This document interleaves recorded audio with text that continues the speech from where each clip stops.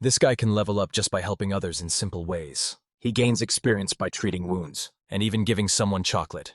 But before I spoil the fun, let's start the story. After using the power of a demon and our MC turning himself into one, he was defeated by the hero, who found him pitiful, asking why he became a demon in the first place. Our MC just clicked his tongue and cursed at him. Then, his lips curved into an evil smirk. If just one death of his is enough to beat him, then that's a small price to pay. His body turned into black mist, but still, back when he was just him, he couldn't even prove them wrong without becoming a demon. And yet his soul was tough as hell and kept getting fed to the demons. He wondered how much time had passed. A few years, perhaps over a decade. No matter how many times he wished for it to stop, it never did. But finally, the last remaining fragment of his soul was free. He woke up with a gasp and was greeted by a window, congratulating him for becoming a seeker. He sat up and looked around what seemed like his room, where everything was shining bright and felt nostalgic. He let out a sigh, relieved that he could finally breathe. Next, he tried speaking and moving his body. The sunlight felt so good, and he could see a fresh, clear sky outside the window, making him wonder if he was in heaven. But there was no way that's the case, because he got trapped by demons and now turned into one himself. So his soul should have been completely destroyed. If that's the case, then what is the situation?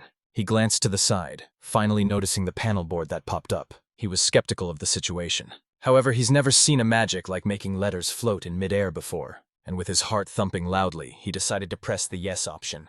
It could be a demon's trap, but right now it's the only lead he's got. Once he pressed the yes button, the menu opened.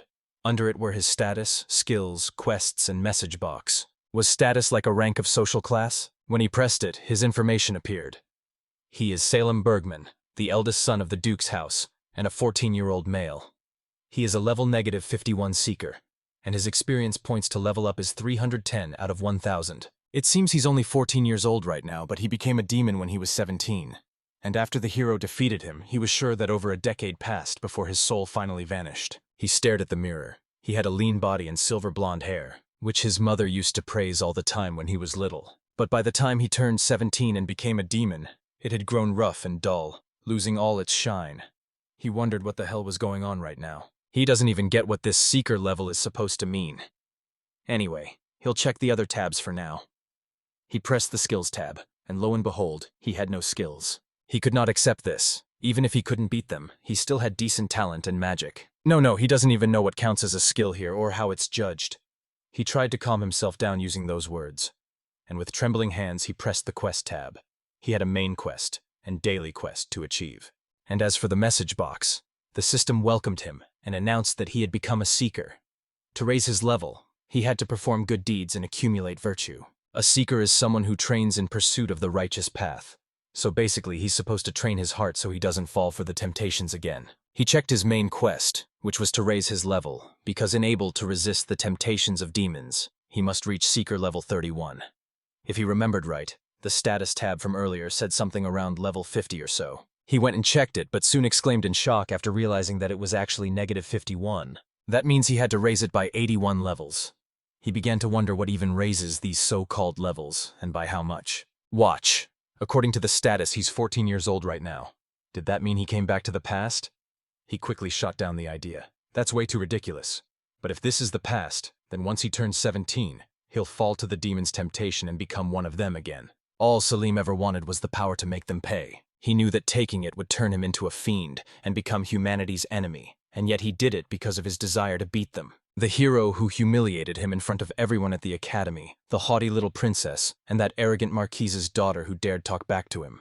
From now on, he would no longer lose to anyone, even his father, who called him weak, and the retainers who never voiced it, but always bore disappointment in their eyes. That is what they call a demon's temptation. It begins from the faintest crack in a heart, twisted ever so lightly. The heir of a noble house defeated by a commoner boy. No match for the princess in any way. Lacking the influence of that marquis's daughter, and disgracing both his father and the retainers. He's pitiful and utterly worthless. At least that's what everyone truly thinks. He had no power whatsoever. Once it gets inside, it's over.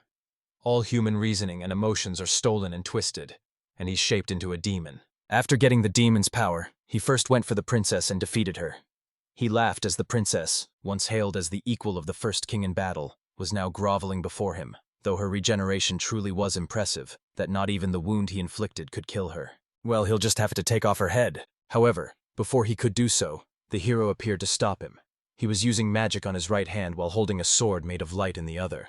Selim truly despised that light of his. He was struck down by the hero, and his soul was fed to the demons again and again.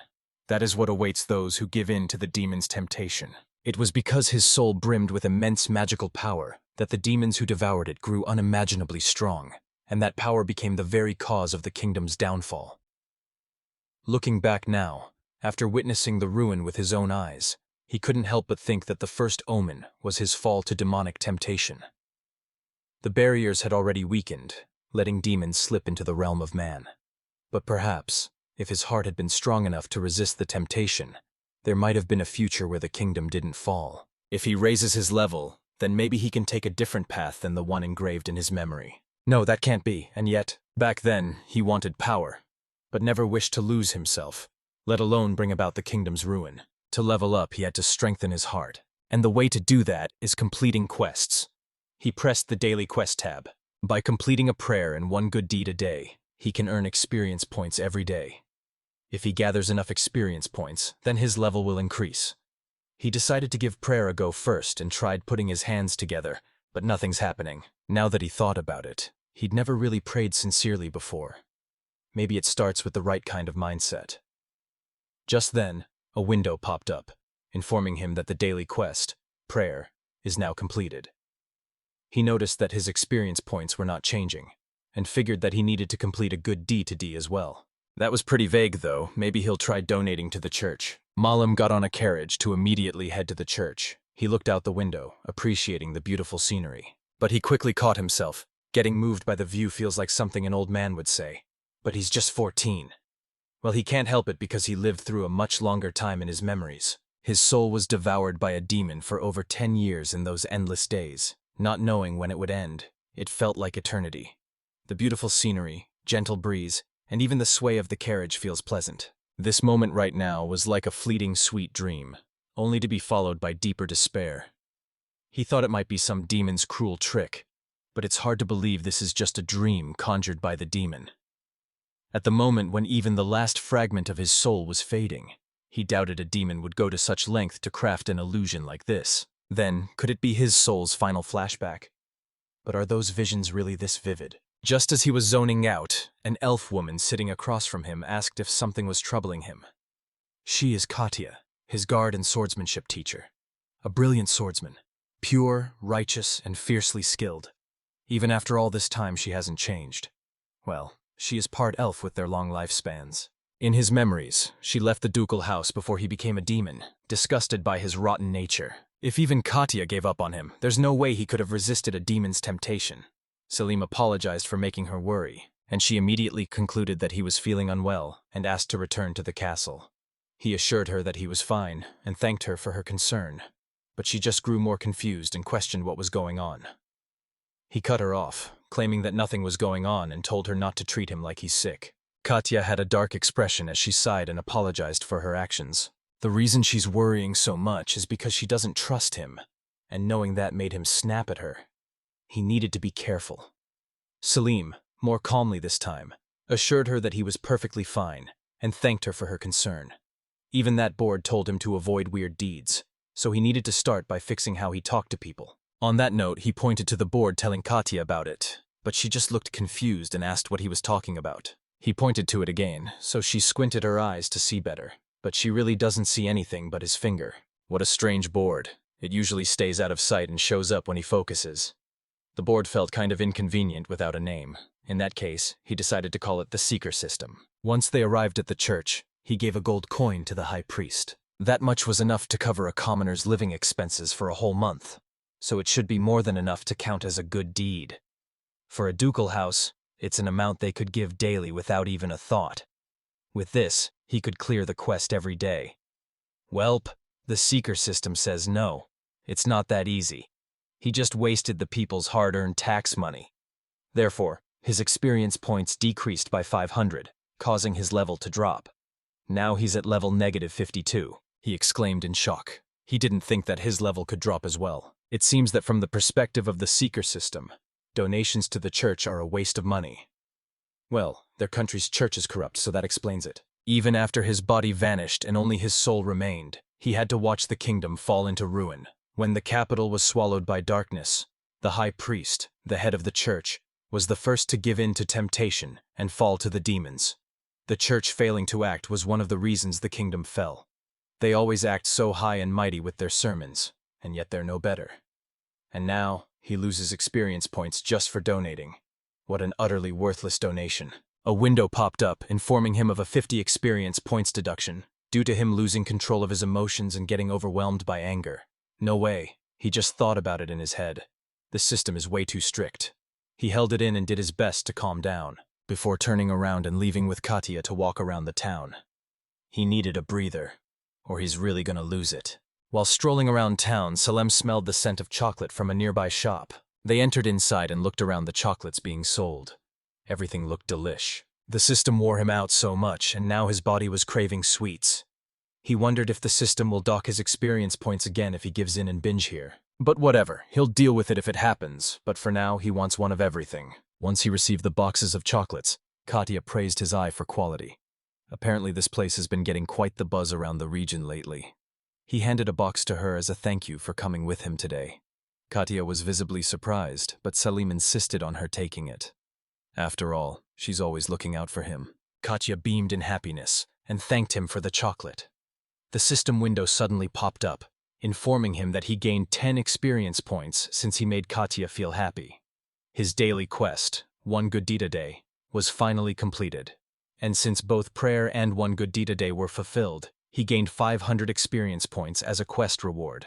His level finally increased, and it's now back to -51. Salim stared at the system in confusion, wondering how he was able to complete the quest with just that. He really doesn't get how the system judges things. That strange unfairness felt more like divine decree than a demon's trick. He questioned what they could possibly expect from him now after everything he ruined in his past life. Whether it's a god or a demon, either way, he'll try following the system and work on leveling up. The next day, he stared at himself in the mirror. He may have awakened at 14 years old, but he'll start completing daily quests. Now then, what should he do for today's good deed? At that moment, a maid named Mari entered his room to inform him that it was time to get ready. Mari is the maid who's looked after him since he was little. Looking at her now, he can still see how young she was back then. That was it. For a girl her age, she should like chocolates. So he handed her a box of chocolate he bought yesterday. Mari was definitely confused, wondering what's gotten into him all of a sudden. He asked if there was a problem, making Mari feel chills all over her body and immediately take the chocolate. He waited for the system, but it wasn't reacting. When he gave it to Katya, it increased his experience. He really didn't get how it judges good deeds. It might be because it wasn't something Mari particularly wanted. But even when he gave something they wanted, like he did with the corrupt church, he got a negative result. Then, what if he gave something wanted to a proper recipient? Maybe he'll try donating to the orphanage since he can't think of anything else to do besides giving things. He asked Mari to make arrangements before noon after his studies and training are done, as he'll be going to the city orphanage this afternoon. Although confused at first, she agreed to do so. Salim arrived and observed the orphanage. It seems like it was being run properly, so if it's here, then his donation may actually count as a good deed. He sat face to face with the director and gave him a gold coin to give the children something good to eat. The director thanked him and promised to make good use of his generous donation. The system window popped up, informing him that his experience points increased by 100 after donating to an orphanage.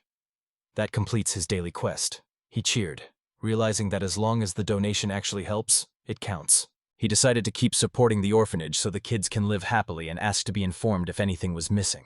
Despite his kind words, there was a mischievous smirk playing in his lips.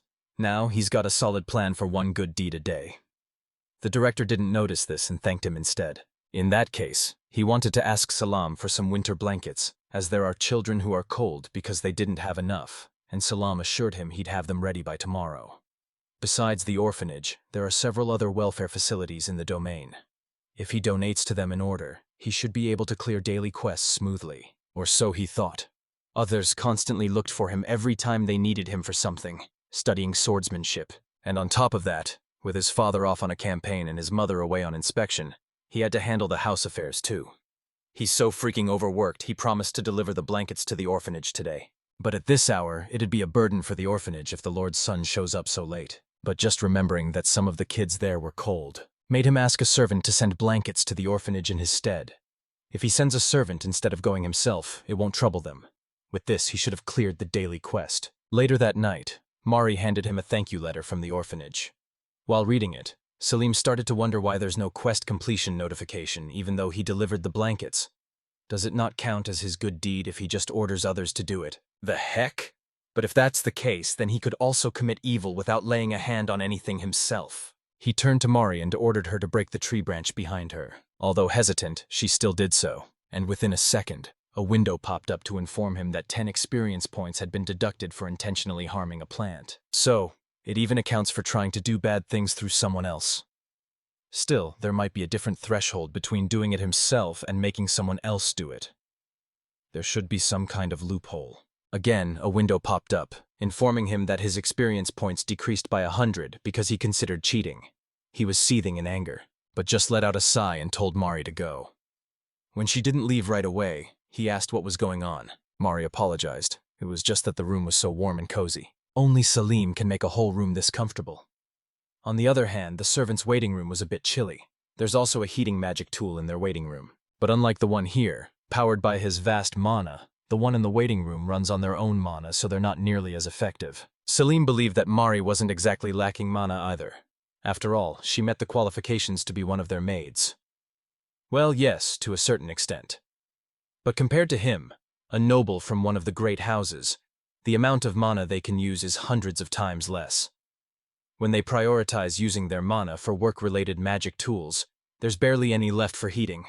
In the servants' quarters, it's warm thanks to the fireplaces that burn wood. But in the main mansion, they can't have smoke or soot.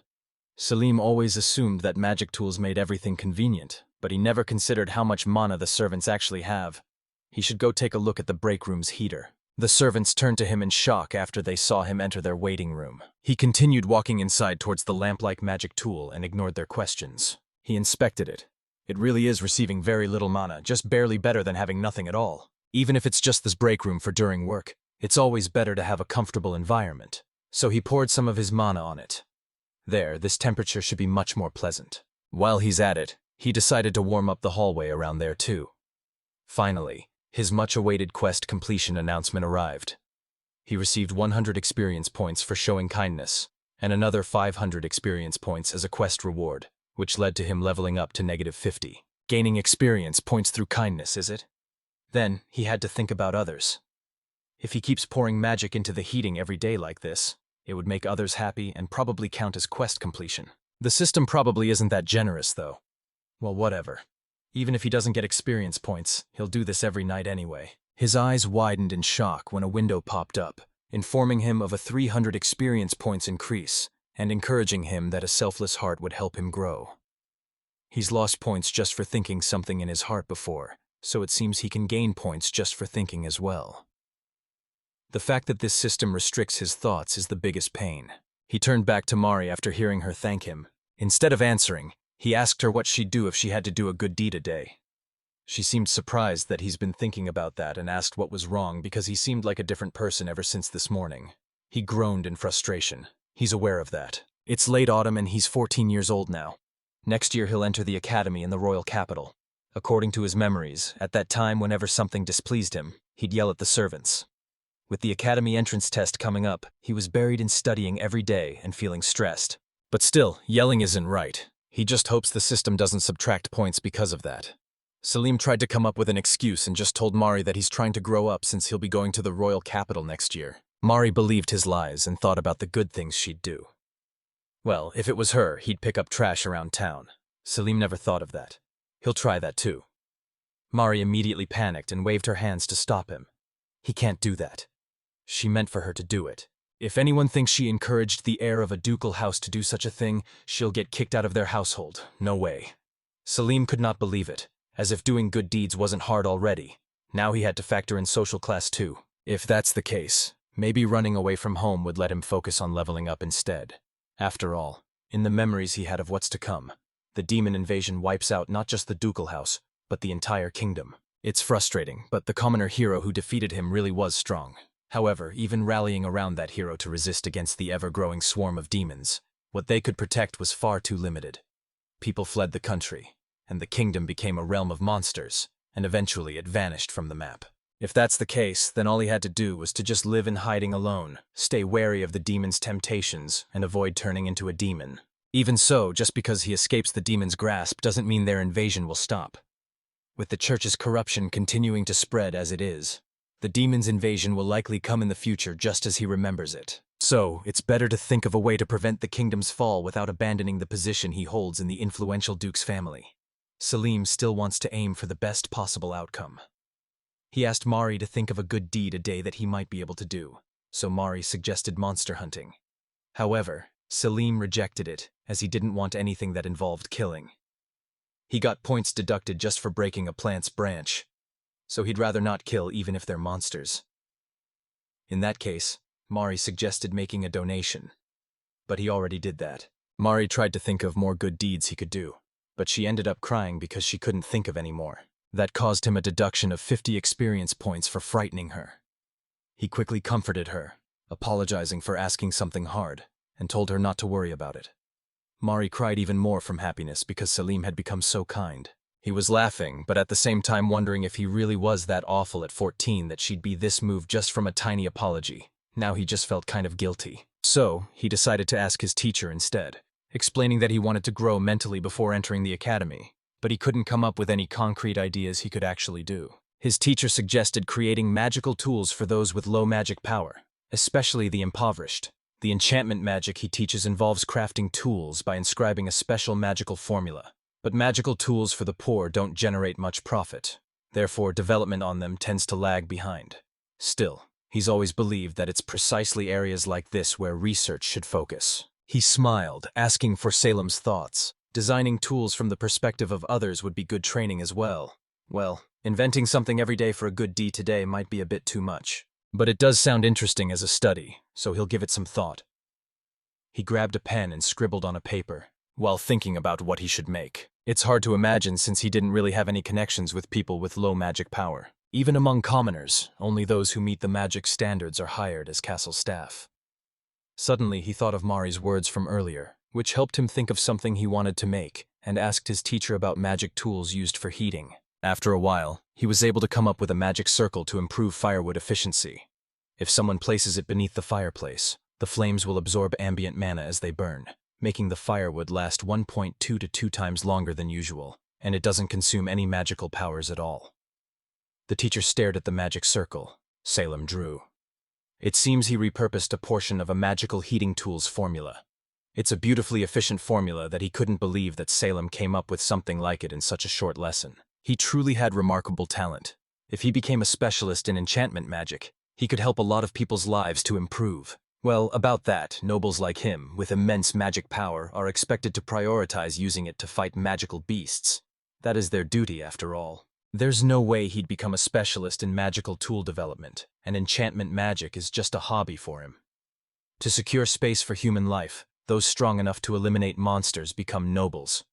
The worth of a duke's son is measured by his combat abilities, so he had to be strong. It's such a pain how poorly he matches with the seeker system.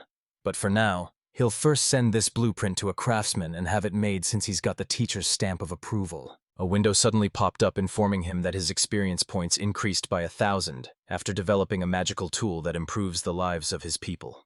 Alongside that is his daily quest completion that awarded him a 500 bonus experience points. He leveled up again and is now finally at -48. The road ahead is still pretty rough, but by completing quests and leveling up as guided by the seeker system, he'll overcome the temptations of demons and avoid the future he remembers. He'll definitely make it through somehow. Selim woke up in his own room again today.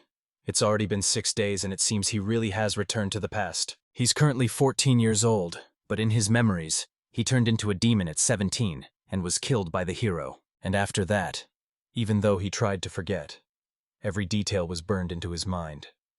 After his body vanished, his soul was endlessly devoured by demons, and he could only watch as the kingdom fell into ruin for over a decade. But finally, after everything, he's back to the past, even though his soul should have been broken down to its final fragment. This whole situation is completely baffling and must be related to the seeker system. a system that demands he strengthen his heart and resist the temptations of demons. He's still unsure as to what it exactly is. He became a demon, and the kingdom was destroyed, and the only clue he has to avoid that horrible future is this system. So for now, he has no choice but to follow it. Alright, prayer is done. To strengthen his heart, he needed to level up. The other daily quest is one good deed a day, and he still didn't quite get what exactly he's supposed to do for that one. He tried donating to the church, but it was subtracted. He gave a gift to the maid, but it was ineffective. The only one that was effective was donating to the orphanage, so he'll try continuing that one since it got a positive reaction. And so for several days he continued donating to the orphanage. Once the orphanage had enough operational funds, further donations of gold coins stopped being continued, but it did count when he tried donating the hearth-use magical tools he developed instead, meaning overdoing it isn't rewarded. He just had to give what's needed, no more. No less. Back in their duchy, Katya handed him a stack of paper and informed him that starting today, his practical training will begin with a monster-slaying expedition. She will accompany him as his supervisor and coachman to keep watch over him. The expedition is scheduled for 2 days and 1 night to a village where monster damage has been reported. It seems that Selim will need to complete 2 daily quests during the expedition. Hopefully he can pull off 2 good deeds a day somehow. Guess he'll look for villagers in trouble. He walked towards his men lined up before him. Once he came closer, they energetically greeted him. He greeted them back before encouraging them to do their best in today's practical training, so that they can all pass next year's academy entrance exam together. They should never let their guard down and train hard from today onward. The energetic knight named Gilbert began complaining about the targets only being goblins. If he wanted them to get serious, he should at least let them fight something stronger. The man with glasses next to him, Valerie, sighed and explained that the expedition isn't just about defeating monsters. Other than the supervisor, it's just them, nobles the same age as Salim, going on this expedition and returning successfully. The whole process is part of the training. It's expected that the entrance exam acceptance will be extremely competitive next year, and if Gilbert doesn't take this seriously, he'll end up regretting it. Gilbert already knew that a lot of nobles are adjusting their entrance year to coincide with the princess's enrollment year. Even if Valerie acts all high and might now, they'll be classmates once they enroll. That's right. The year Selim enrolls is the same year the crown princess, whose combat prowess is said to rival that of the first king, will as well. The academy has a flexible age requirement for entry. So many people adjust their enrollment year just to be in the same grade as the crown princess. Just as Valerie warned, the competition for the exam will be fierce, so they must strive in both academics and martial arts. Gilbert Benson, the son of Viscount Benson, has concerns about the written exam. Meanwhile, Valerie Meldars from the Meldars family, long entrusted with managing the Duke's household affairs despite holding no noble title, is certainly anxious about the martial arts exam. Gilbert and Valerie may be the most prominent, but everyone here is a potential candidate to become part of Salem's inner circle, in the memories of his future self. After entering the academy, he was outclassed in combat by a commoner who would later be hailed as a hero. And when it came to leadership, he was overshadowed by the daughter of a marquis. Though his retainers showed him respect on the surface, he could sense their exasperated sighs behind his back.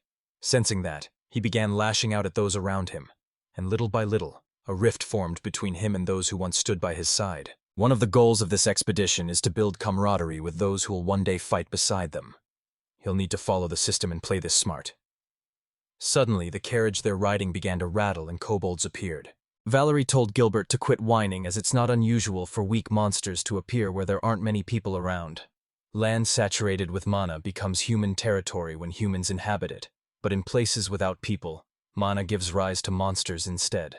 It just shows how fierce the territorial struggle between monsters and humans really is. Selim ordered Gilbert to handle the kobolds despite Gilbert's complaint about having to do it again like last time. While he just stood there, Selim just reasoned that it was better for everyone to gain real combat experience than for him to take them out himself. Gilbert gets that kobolds were barely a warm-up for someone like Selim, but still it's not like he liked doing it too. He still got off and did it though, since he didn't have a choice. It seems even if Selim orders someone else to defeat the monsters in his place, the system doesn't react. But when he once gave an unnecessary order to break some plant branches, it deducted points. Well, Gilbert didn't have any doubts about defeating monsters to begin with, so in cases like this, it seems it doesn't affect his experience gain. Still, he'd like to avoid fighting directly as much as possible. Taking a life himself might be something the system sees as a demerit. He still didn't fully understand how that system decides its evaluations, but he just had a hunch, and it's best to minimize any potential losses. Gilbert came back in the carriage with a frown, complaining that he still finds it a pain to deal with things like kobolds. Then, for the next one, Salim suggested having the 6 of them, everyone except him and Gilbert, to take it on. Valerie flinched in surprise, and as if on cue, 4 gray wolves came rushing towards their carriage. They're a bit tougher than kobolds, but as planned, they'll handle them. They got off the carriage with their swords drawn, but their faces showed anxiousness. Looking at them like that, they seem so young. After all, they haven't entered the academy yet. Salim assured them not to worry, and use support magic on them. He's watching over them, so they should stay calm and fight. With that, the 6 of them fought with ease and a more relieved expression. Gilbert praised Salem's kindness, but all Salem was thinking about was the system. It seems like using support magic to help others defeat monsters doesn't trigger any reaction from the system. They came back, happily thanking and conversing with Salim. It seems that he'll next need to test what happens if he engages in combat directly. Once they arrived at the village chief came out to greet them, and informed him that there have been goblin sightings in the area for quite some time, and just recently they discovered their settlement west of the village. It's led by a hobgoblin, and there are multiple of them capable of using magic. Given the threat, they had no choice but to call for reinforcements. Salim's eyes wandered towards the man beside the village chief and asked whether he's a knight. That's right, he's the only knight stationed in their village. Usually he and the villagers work together to handle the local monsters, but this knight alone wouldn't be enough, so requesting reinforcements was the right decision. Honestly, the village chief looks sturdier than him. The village chief praised Sulaim's father, their lord, for making the process of requesting aid so much easier. Sulaim was taken aback after hearing praises directed to his father. It seems the administration of the ducal territory is actually functioning properly, and that makes him proud. After settling down, the others immediately ate the dessert served to them. Gilbert, still chewing, turned back to Salim, who just came, and offered him one. But Salim declined as he was stepping out for a bit, and advised Gilbert not to eat so much that he'll spoil his appetite for dinner. Gilbert pointed to him, questioning whether he was underestimating his appetite before going back to munching on sweets. Salim left, thinking about how he still needed to finish today's daily quest. He went to the kitchen after hearing that the stove was broken, and inspected the enchantment plates inside. The runes are smudged and partially faded all over. Well, the fun part is figuring out how to fix it. It was done in a flash and a window popped up, informing him that he gained 100 experience points for repairing a villager's magical tool. Since his daily quest were both achieved, 500 experience points were awarded as a quest reward, and he leveled up to -46. When Salim asked so eagerly if anyone needed help, the village chief wondered what was going on. But for him to do the repairs himself was truly an honor. Salim turned back to them, claiming that there was no need to thank him, as he's just really into enchantment magic right now. For a stove to still be working, even as the magic formula is fading, meant the craftsmanship was amazing. He thanked them as he got to see something impressive. Thanks to that, he completed his daily quest. The village chief was deeply grateful, while the chef cheered behind her with a pan, deeply moved with Salim's words, and vowed to pour her soul into tonight's dinner. The following day, Salim finished repairing another magical tool. Asking the village chief for more tasks last night was definitely the right call. With this, today's daily quests are already cleared. He was awarded with 100 experience points for repairing a villager's magical tool, and another 500 experience points for completing the daily quest, causing him to level up to -45. It's even easier to get things done here than back at the castle. He walked around the village, noticing that the monster defenses around the village were damaged in several places, judging by their structure, their basic earth and magic barriers. The villagers could probably manage the repairs bit by bit themselves, but he might as well fix this too while he's at it. And due to his actions, his experience points increased by 100. Salim stared at the screen with wide eyes. It's hard to believe that he used to desperately search the castle every day for something good to do. Maybe doing good deeds means getting involved in people's daily lives. He turned to the side when he suddenly heard someone running towards him. It was the village chief, who was surprised to see him up so early in the morning and even fixed the wall for them. It was no big deal. He just wanted to get it done before heading out in the hunt and just did a few repairs, that's all.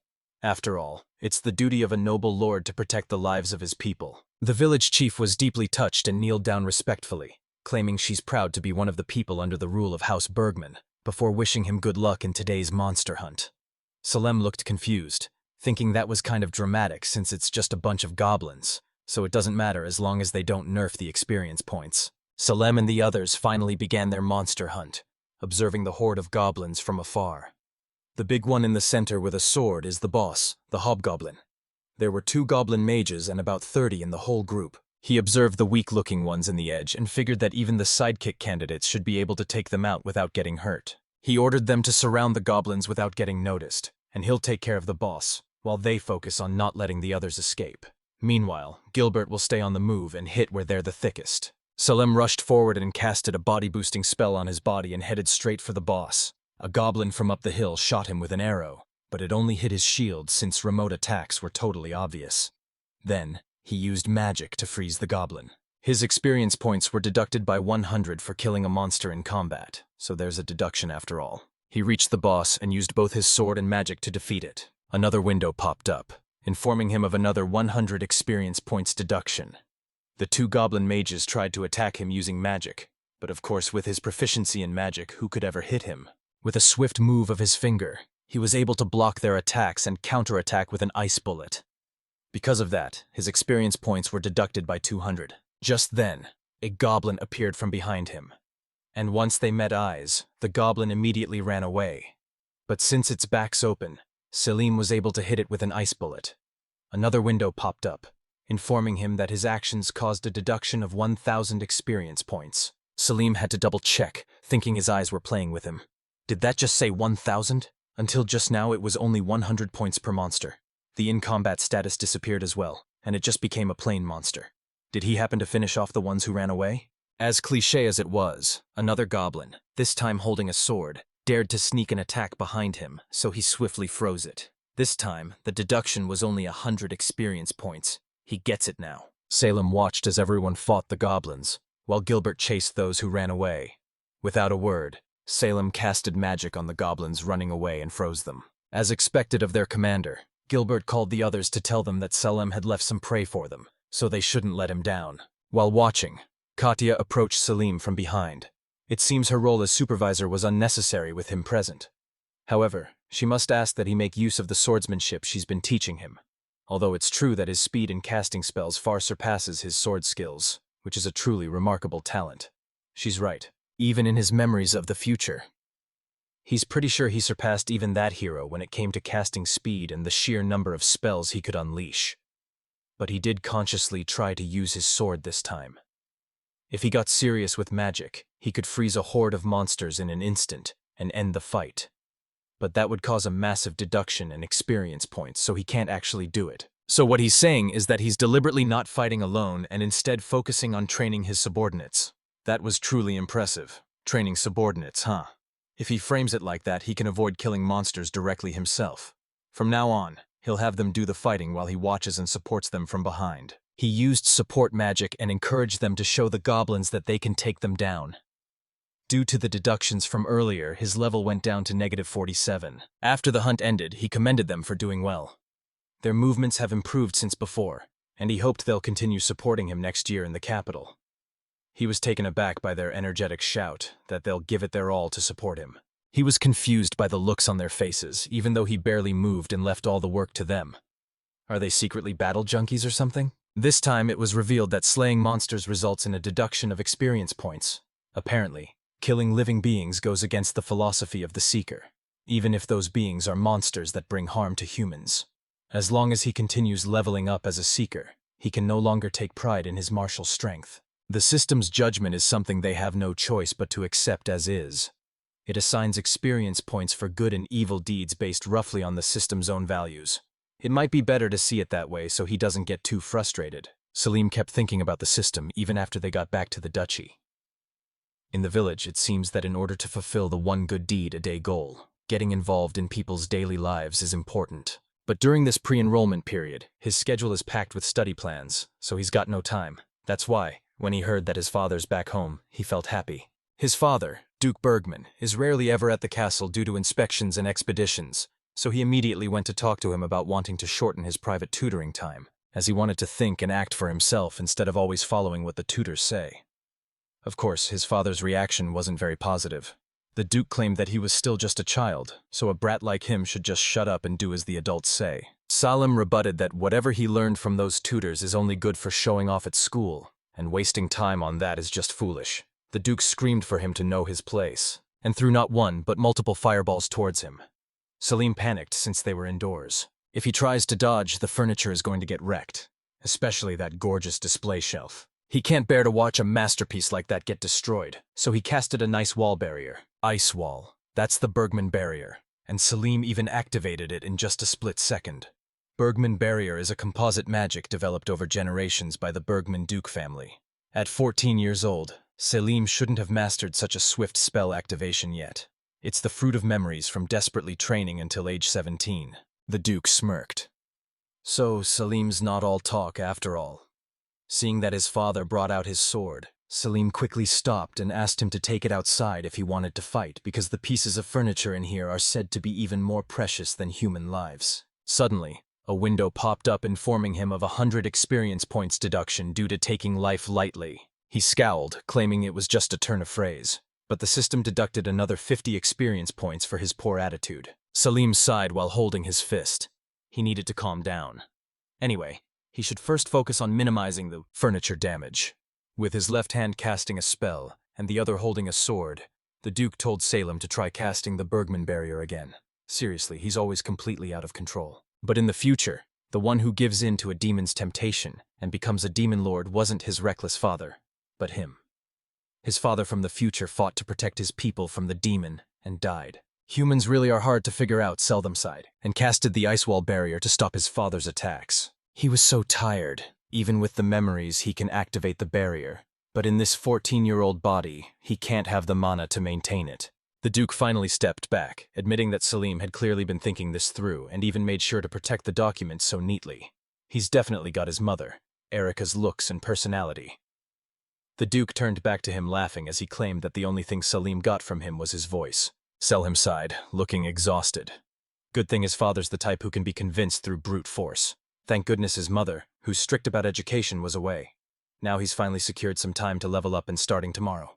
He'll head to town and try interacting with people. The next day, Selim went on a secret visit to the city, wearing plain clothes and with no escorts to disguise himself as a commoner. To make sure no one notices he slipped out, he told Mari not to let anyone into his room. He smirked, thinking that his stealth mission was a success. Apparently, to complete the daily quest issued by the system, one good deed a day, he needs to interact with the townspeople. However, being the heir to a duke's house means his actions are always restricted.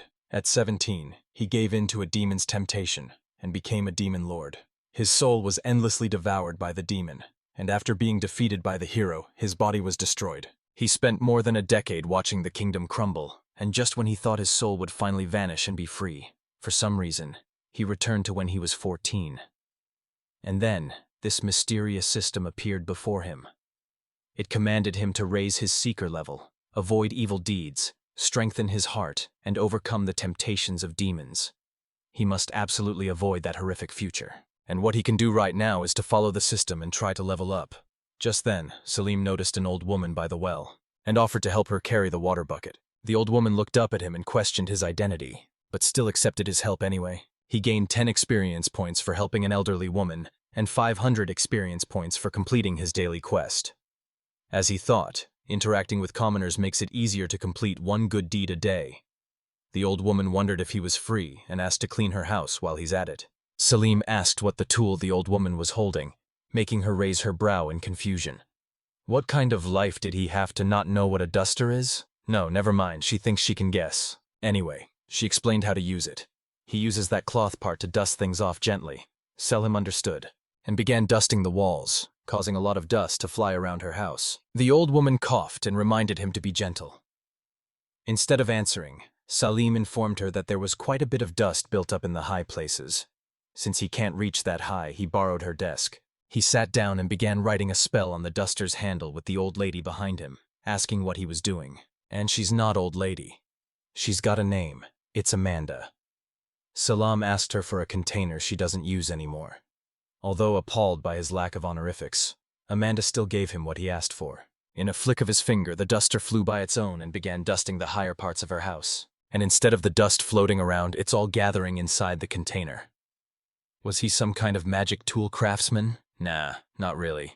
He just does it as a hobby. It didn't matter what he was as long as he's good at it. He grabbed his wrist and dragged him towards a shop. Amanda slammed the door open, looking for Grandpa Johan. Johan, who was wiping a cup, welcomed Amanda and asked who Salem was. She ignored his questions and instead dragged Salem towards a rusty old box and asked him to fix it for her. He took a look inside at Amanda's urging. He didn't know much about the parts, but it looks like the magical inscriptions just faded. He scribbled a spell and fixed it, making Amanda cheer after hearing the music coming from the box. Johan was surprised that Salim actually fixed it and thanked him. It was so old that no one would even try, and buying a new one is hard when it's just them old folks running the place.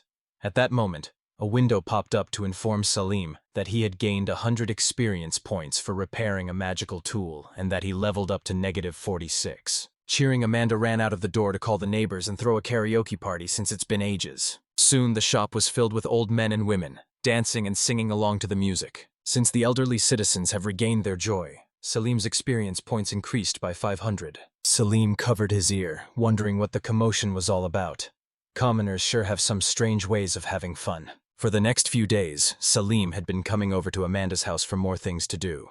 This was his third day already, and Amanda was beginning to wonder if he's really bored, or if it was just some rich man's hobby. It wasn't like that.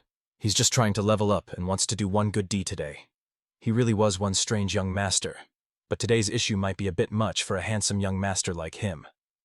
Still, Salam asked what it was and urged Amanda to tell him. Amanda guided him to the city's registration table and told the woman by the desk that she'll have Salam participate in her place. The woman asked what Amanda was planning to make this beautiful boy Salim do. Obviously gutter cleaning. It's the community-wide cleanup day, and each household has to send one person to join. But it's hard for someone living alone like her. Then, she waved her hand to bid goodbye.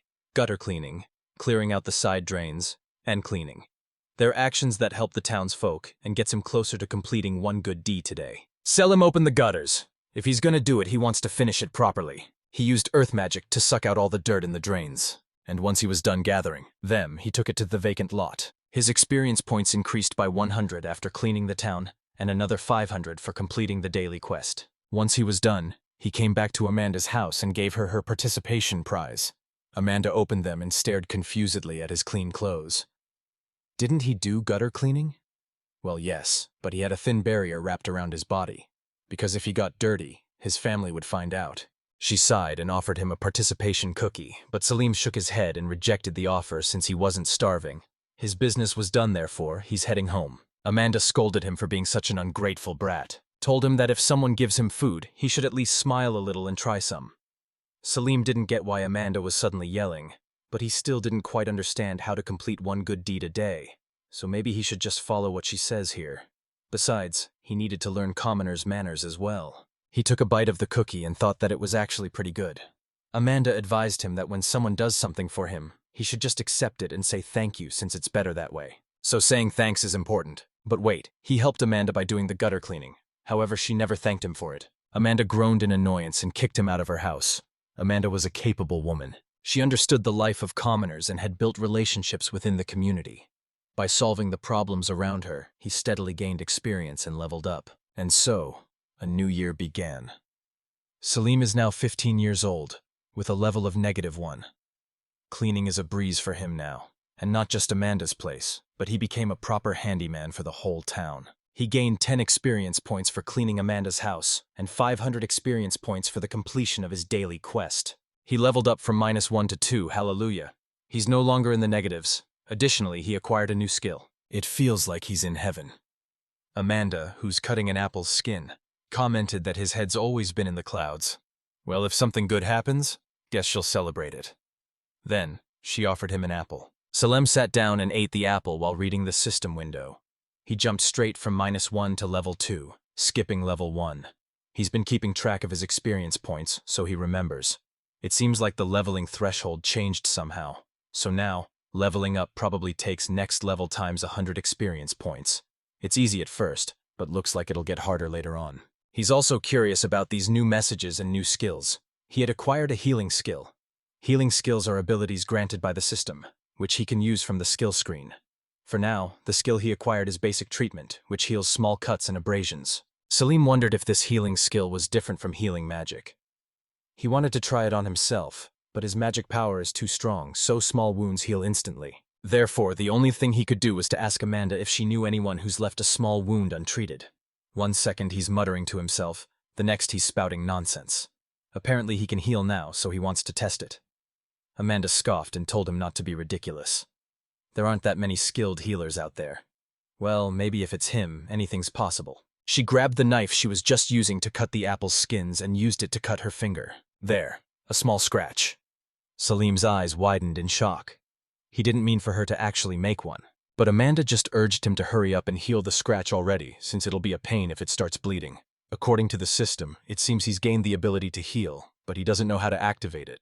With the regular magic, he usually understands how to move the mana by instinct. But with this skill, he didn't feel anything like that at all. At that moment, a window popped up, informing him that a treatable wound had been detected, and asked if he'd like to heal it. Salim pressed the yes button, and just like that, the scratch on Amanda's finger healed. So this was a skill. It's not that he can use healing skill himself. The system actually handles it automatically. But even after healing, his experience points don't seem to move. Healing someone's wounds should count for something. Well, maybe healing wounds that someone made on purpose doesn't count. He wanted to try healing natural injuries, so he asked Amanda if she knew anyone who's hurt. Now that she thought about it, the kids playing in the vacant lot are always covered in scrapes. Then, they walked out of her house so she could show him the way. His status screen had some new marks too. 2 new entries were added, monopoint and healing skill proficiency. Looks like he's got some investigating to do about what these numbers mean since the explanations are always so vague. They finally arrived at the vacant lot where a lot of kids were running around. Amanda thought that the kids were always so noisy, and one of them waved at her, asking who Salem was and whether she found herself a young stud. Amanda angrily warned him not to say dumb stuff, but the kid just playfully commented that she was creepy. The system window popped up, informing Salem that a treatable wound had been detected and asked if he'd like to heal it. He called the kid who teased Amanda and asked to take a look at his knee. He just tripped a little while ago. Soon, the wound on his knee was gone. He was very amazed at Salim, who seemed to be an amazing and handsome big brother. Healing the kid's injury gained him 100 experience points. When asked about his name, Salem realized that Amanda never asked for it for the past 2 months. Well, he never said anything himself. If he wanted someone to ask, then he had to say something first. But now that he thinks about it, going by no name is inconvenient, so it's time to pick a low-key fake name. All right, he thought of one. It's Gonbei. The kids were happy to know his name, but Amanda seemed skeptical. Oh well, it's not like it matters. She'll just head home. She left the kids with Salam, who treated every injury they had. He gained 100 experience points every time he healed one, and eventually, he leveled up from level 2 to 4. Once he got home, his mana points got depleted. From 5,000 or so, it became just around 900. However, his healing skill proficiency increased from 13 to 97. Today, he finally unlocked the ability to use skills. And while treating the kids, he started thinking about what skills and mana points actually mean. It looks like mana point is a numeric representation of his magical power. The use of skills is automatically controlled by the system, but it seems to consume his magical power just like regular magic. Does mana point show his maximum magical power then? He wonders if that's a lot or a little since he had nothing to compare it to. But healing light injuries for just 10 people rapidly drains his mana point. Those kinds of wounds. If they were on him, they'd consume only a tiny bit of magic to heal. Being able to heal others is a special skill, but the magic efficiency is way too bad. If he does the math, healing wounds like those used over half his maximum mana point. It was completely impractical. He stared at the window and saw the healing skill proficiency stat. He finally gets it now. That's what the healing skill proficiency stat is for. If it goes up, the magic efficiency improves, or something like that probably. Man, this system is terrible at explaining things. But if he wants to avoid the worst-case scenario, he's got no choice but to figure it out on his own. He'll start testing it tomorrow, but for now, he'd better get some rest. The next day, he came back to check on the kids again to test his healing skill proficiency. However, no one was hurt since he already healed everyone yesterday. Selim had a troubled expression, which the kids noticed, so they asked if he was trying to heal people just to be nice. When he answered yes, the kids suggested that he check out the other hangout spots. The kids can't go into other groups' turf, but he can definitely go anywhere. It seems that even among commoner kids, there are territories. Well, the fact that they group up makes it easier to find them. He called out to the kids playing in the snow, and healed every injury they may have, which gained him a couple hundred experience points. Today, he healed 10 kids, and he noticed his mana point dropped less than yesterday. It seems like the higher his proficiency is, the more efficient his mana use becomes. He only consumed about 4,000 of his mana points, and his healing skill proficiency went up to 137. Someday, he might even unlock more useful healing skills. From now on, he should also focus on increasing his healing skill proficiency. After spending a few days going around healing people, he's almost at level 10. As long as he keeps making rounds at the usual spots, there's always someone who needs healing. At this rate, his proficiency will improve smoothly too. Just then, priests belonging to the church appeared behind him. The priest in the front questioned Selim if he was the one pretending to heal people around here lately. Healing magic is a sacred art handled by the church, and he doesn't belong to the church. One of the kids sighed and complained that the church only heals rich folks anyway. Even the kids are calling them out now. They used to visit the castle often, asking for donations to help the poor, but that doesn't seem to be the case anymore. The priest held out his hand and asked Selim to come with them so they could grant him a special baptism. As a healer, he'll be given a proper place in the church. However, Selim refused. Why would he accept anything from people who deduct experience points just for making a donation? The priest got mad and started threatening him, but he didn't back down. He's in disguise, so he can't reveal his status, but he's the eldest son of a ducal house. He used his magic to intimidate the 3 priests, who decided to leave with their tails tucked between their legs. Selim sighed. He ended up using his magic, so he wondered if he ended up scaring the children. But no.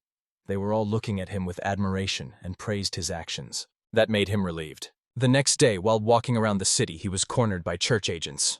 Selim sighed. It was so obvious who they were. A back alley, away from prying eyes and dressed in all black. Those can only mean one thing. They're trying to hide their identity. In that case, even if they find out who he is, they won't go spreading it around.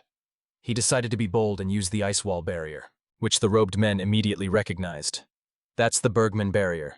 Selim didn't know who ordered them, but can they take responsibility if anything happens to him? One of the men recognized him and informed their captains, so they ended up running away.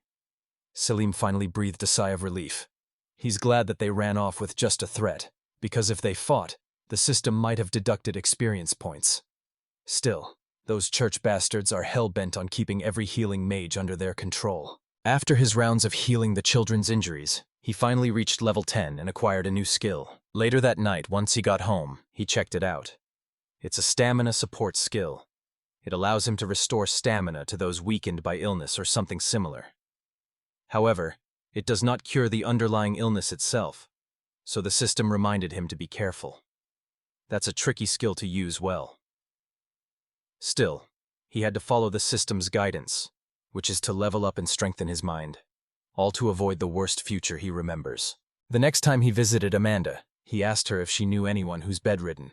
As if she heard the most shocking thing in her life, she asked whether he could heal them. Well, no, he can only help them regain stamina. They barged into Johann's shop again, with Amanda asking if his granddaughter was in the back room. Johann panicked and asked them to keep it down since her granddaughter, Sophie, has been bedridden for a few days now. Amanda, as usual, ignored him and loudly yelled out to Sophie that they were coming in. Inside the room was Sophie lying on the bed, apologizing for being unable to sit up because she's just so tired today. Selim approached her, and since stamina recovery was possible, he immediately used his newly acquired skill. After using it, Sophie sat up, confused why she suddenly felt so much better. Johann rushed to Sophie before turning to Selim to ask if he could cure illnesses too. He can't. That was just stamina support. It only temporarily restores strength. But still, Sophie thanked him because she feels so much better now. And Selim gained an increase of 100 experience points for supporting the stamina of a sick person. They came back out to Johann's shop, with Johann handing Selim a coffee and thanking him for what he did. Sophie is a poor child. After catching Grelna disease, she was cast out of her husband's home. Now she has no one to rely on except him. Selim has heard that that disease was common among the poor. Grelna disease, also known as the Week's disease, is a disease that infects those with low magical resistance, or those unable to use physical enhancement. Among commoners, those with high magical power are extremely rare. In general, commoners have low magical capacity. Once contracted, this illness gradually weakens the body until death.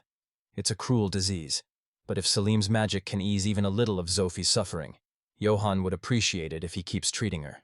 As for the payment, The best he can offer is whatever they'd get from selling his shop. Amanda immediately protested. If his shop is gone, they'll lose their only joy in life. Salim chuckled before taking a sip of the coffee. He didn't need money. Healing gives him experience, and he's more than happy with that. After all, karaoke means everything to Amanda. Deeply touched, Johan held onto Salim's hand and thanked him repeatedly. And so the treatment continued. 1 month later, he and Amanda visited the shop and found Sophie shoveling snow. She's looking lively again, and it was all thanks to Salim. Honestly, she doesn't even feel like she's sick anymore. But he reminded her that his skill can't actually cure the illness itself. That's true, but disease gets worse by slowly draining one's strength. But if they can keep their stamina up, then maybe they're able to fight it off themselves since humans have natural resistance to disease. Guess that makes sense. Salim's never been sick, so he never thought about it. But now that he thinks about it, nobles probably recover quickly because of their high magic power. He decided to check Sophie, and like a miracle, her illness has been completely cured, making him scream in shock. The two got startled, and Amanda asked what the matter was. It just looks like Sophie's completely cured, which is great. Sophie could not believe it, and began to tear up. She thanked him and ran back to the shop to tell Johan. Meanwhile, Amanda could not believe that someone could actually cure Grelna disease. In that case, she planned to tell everyone about it when Johan's shop hosts the regular meetups for families of Grelna patients. Once the meeting was held, Salim explained that what he does is stamina support. Whether someone recovers or not depends entirely on their own resistance. One of them, a man with dark circles under his eyes, understood, but still wanted to ask for his help. Salim agreed, and decided to start with the houses nearest to Johan's shop. While walking towards the houses, Amanda talked about his stamina support.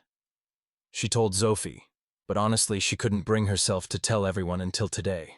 But if there's a chance they might get better, they want to give people that hope, don't they? Whether they recover or not is entirely up to them. And it's a disease that normally can't be cured, but even just having hope makes a difference, and so he supported the stamina of patients after patients until he leveled up to 20 and acquired a new skill. The skill is immune manipulation. It allows him to manipulate a target's immune system to cure diseases resistible through immunity. Once activated, the target's condition will rapidly change and consume their stamina. So he should use it with stamina support or simple healing. This new skill of his sounds like it's worth testing right away. He's got 3 more patients scheduled today, but he's a bit worried about his remaining mana point. If he's got some left, maybe he'll ask the last patient if he could try it. Though the words, "condition will rapidly change and consume their stamina," sounded ominous. He believed that the system wouldn't give him a skill that's totally useless. After supporting the stamina of 2 more patients and gaining experience points from it, it was now time for his last patient. His last patient, a woman named Laura, thanked Salim as she now had so much energy. Her husband, with tears in his eyes, supported her as she got up to serve everyone some tea. Hearing her cough, Salim advised her not to push herself suddenly. Even if her stamina was back, it didn't mean that she's fully healed. He still had some mana points left, so he thought that he could maybe try his new skill with this, and made the suggestion of healing her illness all at once. Johan was surprised to hear about it since Salim didn't mention it when it was Sophie. That's because he just learned it after using a lot of skills. But the method causes rapid changes and drains stamina fast, so it might be painful. However, after seeing their expressions, Salim apologized for being too sudden and told them that he'll come back tomorrow to support her stamina again. But before he could leave, Laura exclaimed that she wanted to heal quickly and didn't want to keep burdening her husband. Her husband assured her not to worry and to take it slow, but Laura insisted on going through with it. This illness was painful from the beginning, and after so long, she eventually started losing hope. But if there's a way to heal faster, even if it means more pain right now, she still wanted to do it. If she was sure, then Salim would give it a try. He used immune manipulation on Laura, who laid on the bed, groaning in pain. Her stamina is being drained due to an immune response and damage to the body was detected. In response, the system combined stamina support and simple healing. Then, it advised Salim not to move more than 10 meters away from the patient. Amanda touched Laura's forehead to check her temperature and realized that her fever was spiking, so went to get something to cool her down. While Laura's husband beside her worriedly asked whether Laura's going to be okay, Salim anxiously responded that the treatment was progressing, but seeing the pained expression on Laura's face made him feel guilty. It was all because he wanted to test the skill. The system always urges good deeds, so if he just follows its instructions without question, He can resist the devil's temptation and change the future. But maybe he trusted this unknown system way too much, even though there's still a chance this system was created by the devil. Amanda nursed Laura as Selim looked out the window, noticing how late it already was. They'll notice that he snuck out of the castle, but he can't leave her now. Will his magic hold out until she's healed? The healing skill is entirely managed by the system, so he doesn't even know what it's doing. All he could do was stay by her side. Laura's husband glared at him, questioning what this was, but Selim could not respond. He hadn't felt this anxious since the time he was bound by the demon.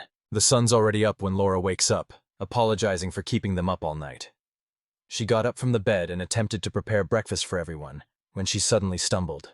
Her husband reached out to support her and asked if she was okay. She assured him that she's fine and feels absolutely wonderful, but her body's just a little sluggish. Selim, who had bags underneath his eyes, checked the system window, and once he confirmed that the illness had been completely cured, he informed them that Laura was healed. This is the first time he didn't look happy after receiving such a big amount of experience points. He's glad that she was cured, but he wants to be alone, so he stood up and bid them goodbye. As he was leaving, Laura's husband ran after him, apologizing for doubting him and offering the money that they saved for the church. Selim didn't need it since he's got enough. Right, of course, he's even dressed like a full-on noble. Still, if he ever needs anything, he could just say the word and he'll do whatever he can to help. Though even if he says that, there's nothing Selim really needed from him. The husband bawled as he thanks Selim for healing his wife Laura. He can ask him any time for whatever he may need. Meant it. They both do. Finally, Selim agreed to his offer. That's right. Amanda once told him that if someone offers to help, he should just accept it. That's what she said, and it just stuck with him. And right now, following that advice feels like the right thing to do. Mari's crying face was the first thing that Selim saw when he woke up. Apparently, he suddenly collapsed yesterday morning and didn't wake up for the whole day. That's right. He went into town in secret and spent the whole night treating the illnesses of commoners. And when he returned to the castle the next morning, the Duke was the one who greeted him, or more like, scolded him for sneaking out without permission. The Duke pulled out his sword and pointed it to Selim, questioning what he had been doing all this time. Selim tried to explain that he was helping people in the city, but his father only got angrier and attacked him with his sword. Oh no. He stayed up all night using his healing skills, so his magic reserves are barely hanging on. But he also knew that his father was not someone who played around, so he had no choice but to put up his ice wall barrier. After raising the barrier and taking several hits from the Duke's attack, he must have passed out for the whole day from magic exhaustion. Selim sighed and apologized for making Mari worried. Mari panicked and stopped him from bowing, but Selim just asked whether he caused her any trouble. She's fine. After all, taking care of him is her job. Maybe it's time for him to stop sneaking around. He's the heir of this Duke's family. If he acts on his own and causes trouble, Marie, his caretaker, and others might get caught up and punished. At the training grounds, Selim stood face to face with his father, who sighed, claiming that if he hadn't forgiven his screw-up yesterday, he'd be dead. He's giving him a second chance, so he should consider it his mercy. It seems that talking back to his father means Selim will have to show his strength. The Duke excitedly jumped to attack Selim, his hand coated with mana. Selim casted physical enhancement on himself, and swiftly dodged his father's continuous attacks. If he fights the Duke head-on, he'll just burn through his mana again like yesterday. He needs to dodge what he can while keeping the barrier up. This pissed off the Duke, causing his mana to flare and make a huge fireball. Selim is seriously effed. Thought he could dodge this attack as well. However, there are tons of servants inside the castle, so he had no choice but to face it head-on. He casted the ice wall barrier, the fireball his father threw. His mana point is getting shredded. At just level 15, his mana is no match for his father's, but there's no fire attack that can break through his ice wall barrier. He'll take care of a measly fireball with no problem at all. After dissipating this fireball, Selim used ice magic to freeze his father. However, he broke out of it like it's nothing. The Duke smirked, amused by his son's power. On the other hand, Selim's a wreck from panicking all this time. He asked his father to go easy because that could have been a disaster with one wrong move. But his father just laughed, praising him for growing strong. Actually, a few weeks ago, a messenger from the church came by and said that he had a talent for healing magic and that they'd take him in. Selim could not believe what the church just pulled, and of course the Duke refused. But they were rude and persistent, so when Selim didn't return 2 nights ago, the church was the first place he suspected. He was so close to firing a full-power fireball straight at their front door.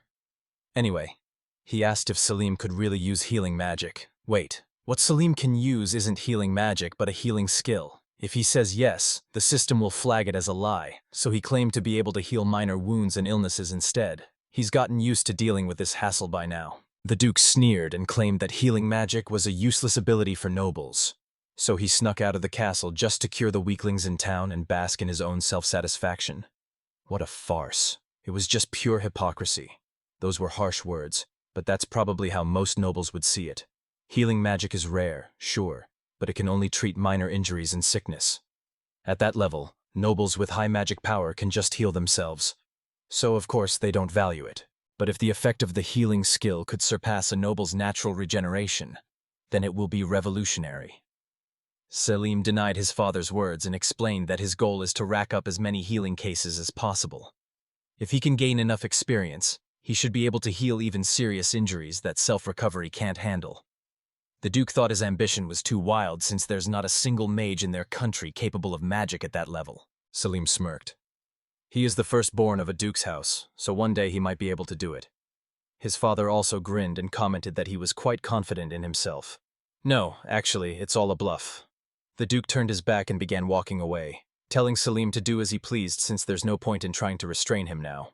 The system didn't flag his words as a lie, so maybe it is possible after all. Now then, with the change in Salim's tutoring schedule, he can finally go into town openly instead of sneaking around. First, he wants to study medicine and pharmacology from scratch. Using the healing skill without any knowledge is just too dangerous, and he realized that all too well when he treated Laura. The healing skill may work automatically through the system, but he didn't want to rely on it blindly without proper knowledge. However, this part is proving harder than expected. Medicine falls under the church's domain, and there's no way he's joining the church. Absolutely not. Still, he gave it a shot and asked, but they refused. Well, what did he expect? Additionally, when it comes to pharmacology, apothecaries aren't exactly familiar faces among high-ranking nobles with strong magic, so he had no connections. Even finding a teacher is a huge ordeal. I recommend Mao Mao, though you'll have to get through Jinxie first. Anyway, Salim decided to ask around Johan's shop where the sick gather. After getting an answer, he rushed to Amanda's house, asking her to teach him pharmacology. She scolded him for being too loud, questioned who told him she was an apothecary. Johan did.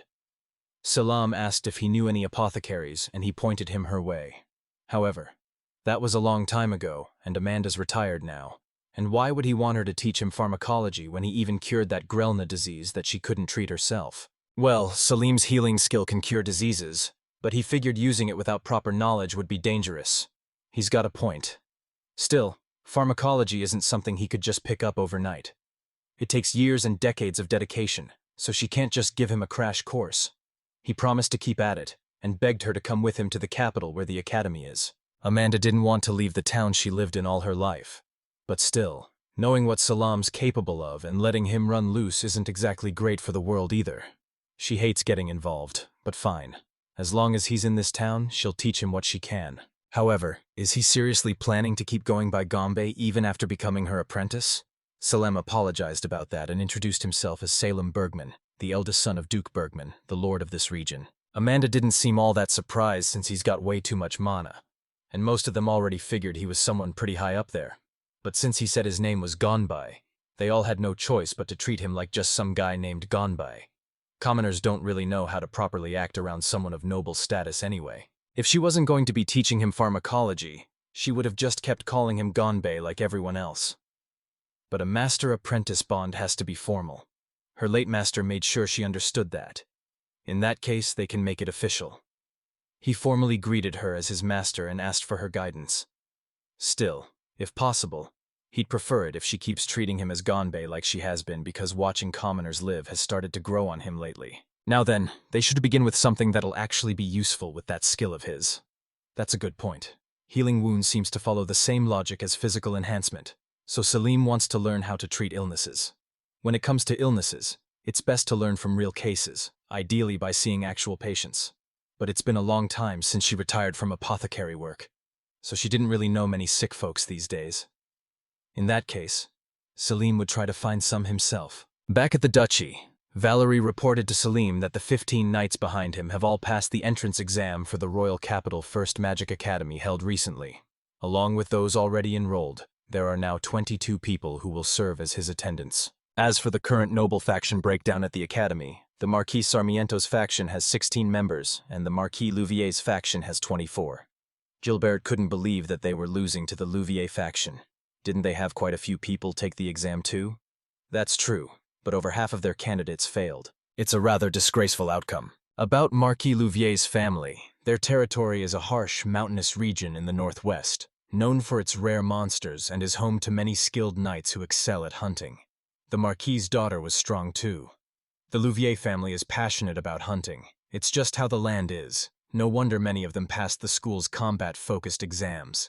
But he assured them not to worry about the numbers and praised them for doing well in passing. He'll be counting on them going forward, even if it means more hardships. His aide smiled brightly, touched by his kind words. Come to think of it, he remembered that his future self kept obsessing over the sizes of other factions, inventing his frustration on his close aides. That's where paranoia began to grow, stress piled up, and it all started with small cracks. Those cracks became a big opening for demons to exploit. But now he didn't really care much about the size of other noble factions. He wondered why that is. Still, he needed to stay cautious. Salim asked them to lend him a hand right away, since Valerie knew that he gained the ability to heal the sick. He asked him to gather information on the sick and the capital because he wants to sharpen his healing skills by treating as many patients as possible. Valerie happily obliged, and even Gilbert offered to help. Thanks to Amanda and his aides, Salim was able to continue his studies in pharmacology. He and Amanda treated many patients together and studied side by side.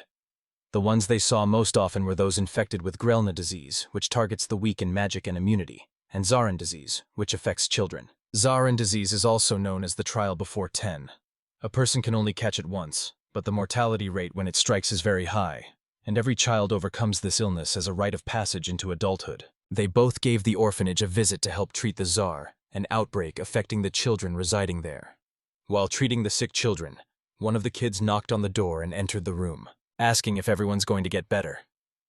Salim worriedly looked back at her, wondering if it was okay for her to come into the room right now. Amanda assured him that it's fine. If she's able to walk around in the middle of this outbreak, that means she either has high magic power or strong immunity. Like she said, some kids catch Zarin but recover without showing symptoms. Even nobles like them fall into that category. But if the disease is spreading this much, then this child is also probably affected. Salim used his skill to recover her stamina, which surprised the child. She flapped her arms around and exclaimed how her body suddenly felt so light. As expected, even if she didn't develop symptoms, the illness still drained her stamina. He assured her that the other kids will be feeling better soon, just like her. The kid asked if they could all play together again, to which he answered yes, so she should cheer them on so they would get well faster. The kid was glad that she's not the only one who's not hurting because she'd rather be together with everyone. That made Salim raise a brow. It's like she also wanted to suffer. What a strange thing for a kid to say. The kid approached her closest friend's bed and sobbed about how she wanted her to get better soon. Salim patted her back and assured her that she will, and then they can play together again, just like before. Salim had seen all kinds of cases, but some illnesses just don't respond to immune manipulation. Just like this guy he's treating right now, he was able to heal the skin, but not the numbness in the leg. The guy wept, thinking he wouldn't get better, not on Amanda's watch. She grabbed his head and forced him to take the green juice she made.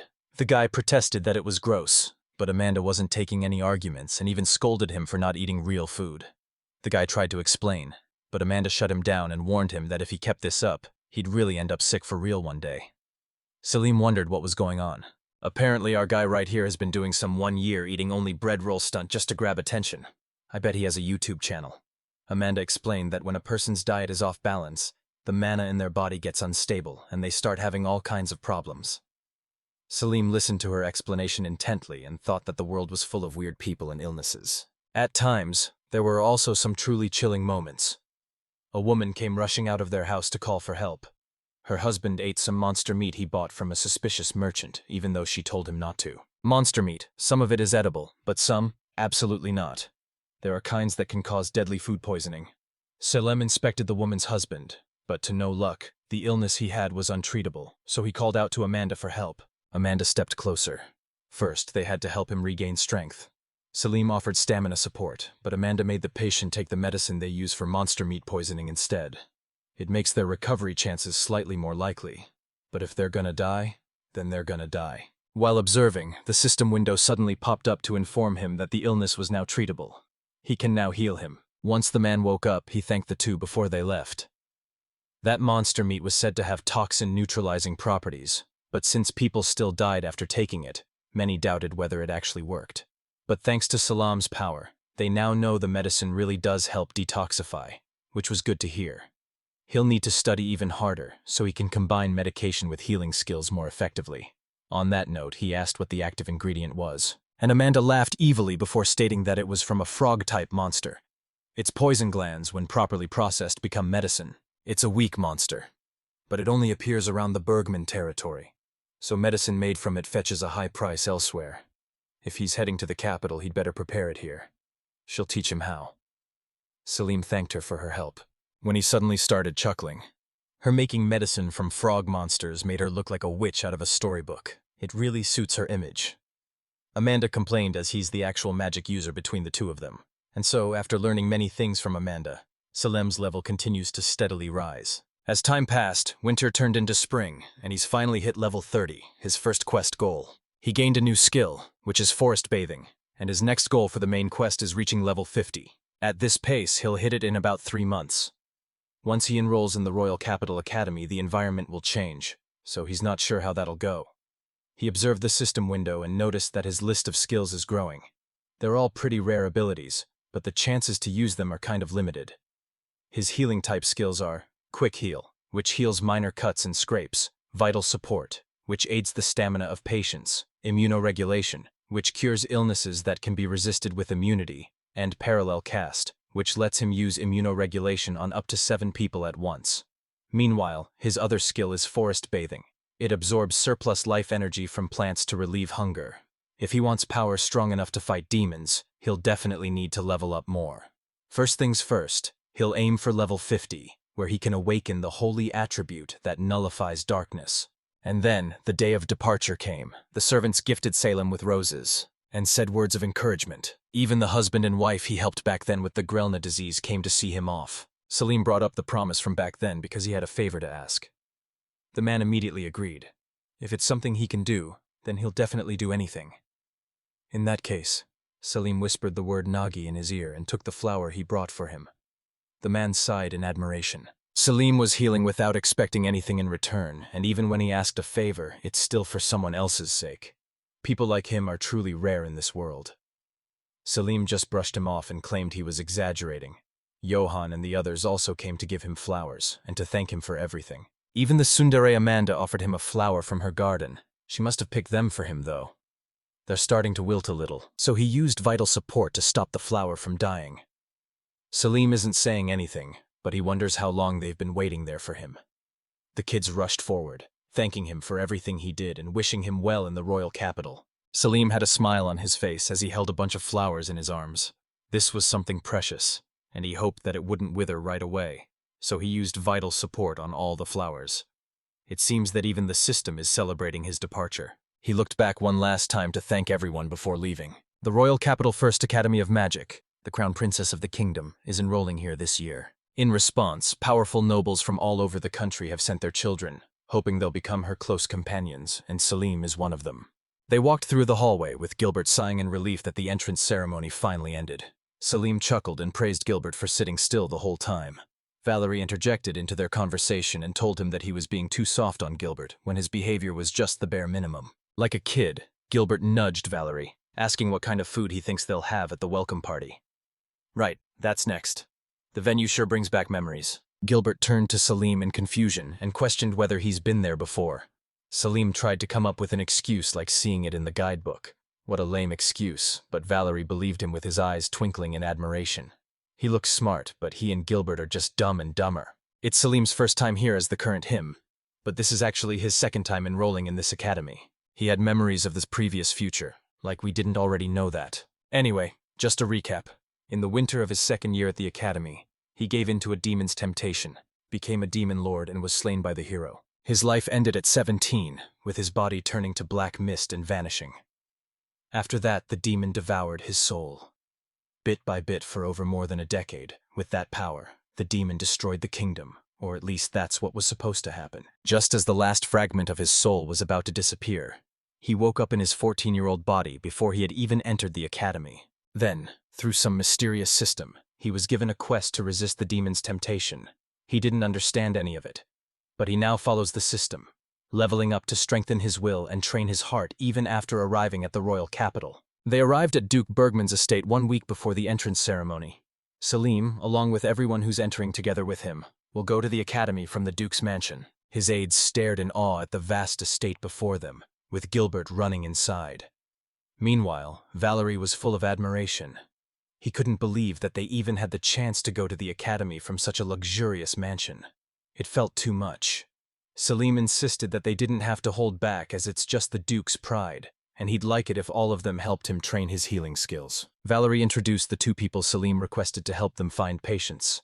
The man has served this estate for many years, and the woman is from a merchant family with ties to the Duke's household. In the royal capital, the church holds great influence, and they are outsiders.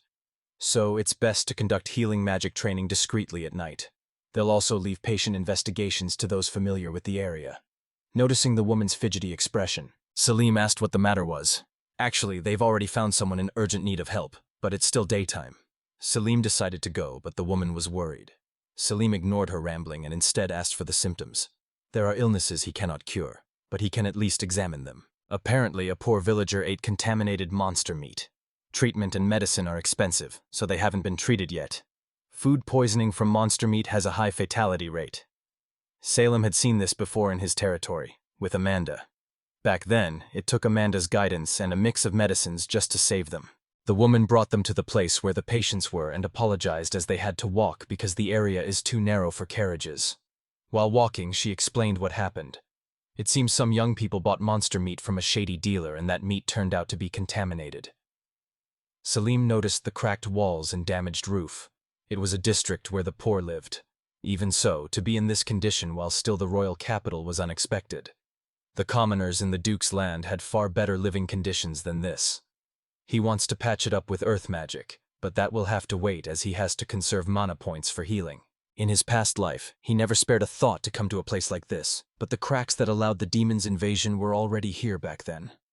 The woman guided them to a rundown building where they could see patients lying on the floor. Their symptoms match exactly what he and Amanda treated before. Salem looked around and was able to count 7 people. Fortunately, 7's the most he can handle with parallel operation. First, he'll use medicine to ease their symptoms. All right, now that it's treatable, he'll activate the parallel operation. At this rate, the treatment will take a while to finish. So he suggested that Katya and Valerie step outside and stretch their legs if they're bored. However, Katya strongly refused. They're in the royal capital now, so they can't leave him unattended like they did back in the Duke's domain. She insisted on remaining inside and standing guard properly. As for Valerie, he stubbornly claimed that he'll stay and watch over him as well. It seems like they won't budge on having people around him at all times. Katya's main duty is to protect, but Valerie still has his studies. From now on, he ordered them to rotate the team of 22 attendants so no one overexerts themselves. After a while, the patients all began to get up, feeling better. Selim informed them that the treatment was complete, and they looked at him in confusion, questioning his identity. He introduced himself as Salim Bergman, heir to the Duke's house, and offered them some porridge that his attendants brought specifically for them once they've settled down. At the mention of porridge, they all heartily dug in. They were just down with food poisoning earlier, and yet they had so much appetite. That same appetite was probably what got them into trouble in the first place. After they finished eating, they all thanked Selim for the meal. They couldn't believe that someone like the Duke's son helped them. Apparently they all come from the same orphanage, and lately they've been trying to start a small business together. It's tough, but they managed because being together makes it worth it. Though they did mess up and bought cheap meat, that one's on them. Selim just smiled as he listened to them, and thought that they were quite tough. He turned to the side when he noticed the system window pop up. His mouth dropped open when he saw the number of experience points he gained. At his excitement, he shook the hands of a patient near him. He's really glad that they're okay. That time, Selim treated 7 at once, so the experience points he gained was massive. If he could grind levels like that every day, he'd be unstoppable. Finally, they arrived at the welcome party venue. It's been a long time since Selim has been surrounded by so many people. From now on, he'll be living in a world full of politics and schemes. These days are not like those where he used to joke around with Amanda, but he has to act just to avoid being looked down on. He remembers how proud he was in the future, boasting as the heir of the Duke family, which only made him mocked and hated. He can't let that future come to pass again. Instead of being arrogant, he has to carry himself with elegance like a real noble. Soon he became confused when he noticed women glancing and staring at him. That made him anxious. Is it weird that he's moving around with over 20 attendants clinging to him? He's been feeling strange gazes on him ever since the entrance ceremony. At that moment, he heard a woman's laugh beside him. She claimed that just being from a ducal house wouldn't catch that much attention. It's because he's been looking like a prince from a romance novel recently, and that has been popular with the young ladies. Even now, she could see a girl over there blushing just from looking at him. She is Lisa Lade, daughter of Viscount Belta. She's a third-year student at the academy and has enrolled 2 years ago just to prepare for this. In the previous future, she never once said he looked like a storybook prince, but back then, he was arrogant and full of himself. Compared to those days, he's far gentler now, so that must be the reason why. Well, considering how much his actions have changed even before enrollment, it's no wonder people see him differently. Perhaps that's how they see him now, like living a fulfilling and heartwarming otherworld life. Their conversation was cut short when the Crown Princess Rafaela arrived, with 2 attendants behind her. Seeing that she only had 2 attendants, Gilbert wondered if she didn't have many followers. But that's not it. Rafaela actually has the largest faction in the academy and has plenty of attendants. However, she dislikes being surrounded by a crowd, and finds it annoying to move with a big crowd. To be honest, she didn't seem interested in factions or anything else. Selim ignored Lisalata's comments about him being well acquainted with these things, and instead invited them to greet Rafaela with just the 3 of them. They approached Rafaela, with Salim respectfully bowing down and offering his greetings to her. Rafaela politely greeted back, though there wasn't really any emotion on her face. Princess Rafaela, even when he became a demon in the future, he couldn't beat her. The current king has 2 daughters, Princess Rafaela and Princess Amelia. Rafaela was chosen as the crown princess early on due to her extraordinary magic power. She looks delicate and young, but they say her combat skill rivals even the first king's. Like him, she's 15. Maybe it's because he remembers the future, but she seems even younger than he recalls. Salim noticed the blank expression on her face. If he remembers correctly, she never liked small talk, so he decided to keep the greetings brief. He was about to step back and bid goodbye, when someone else interjected into their conversation and began chatting with Rafaela. She is one of her attendants.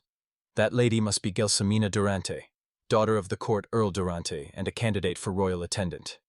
The Duke's house asked the Durante family ahead of time to act as a bridge to the princess, so she must be here to ease the conversation. Even in the future, she was always kind to him. Yes, at least, to him. Once they got away, Selim's side, rubbing his head, he somehow managed to get through that. Now, he just has to wait for the rest to greet her. Still, he can't even imagine getting close to Rafaela. As overwhelming as her strength is, she's quiet and indifferent to those around her. Though when it comes to overall ability, including political skill, that Marquise's daughter might actually be a strong contender. Speaking of the devil, a long-haired woman came up to greet him. She is Nadia Louvier, the eldest daughter of Marquis Louvier. Ah, she's the one.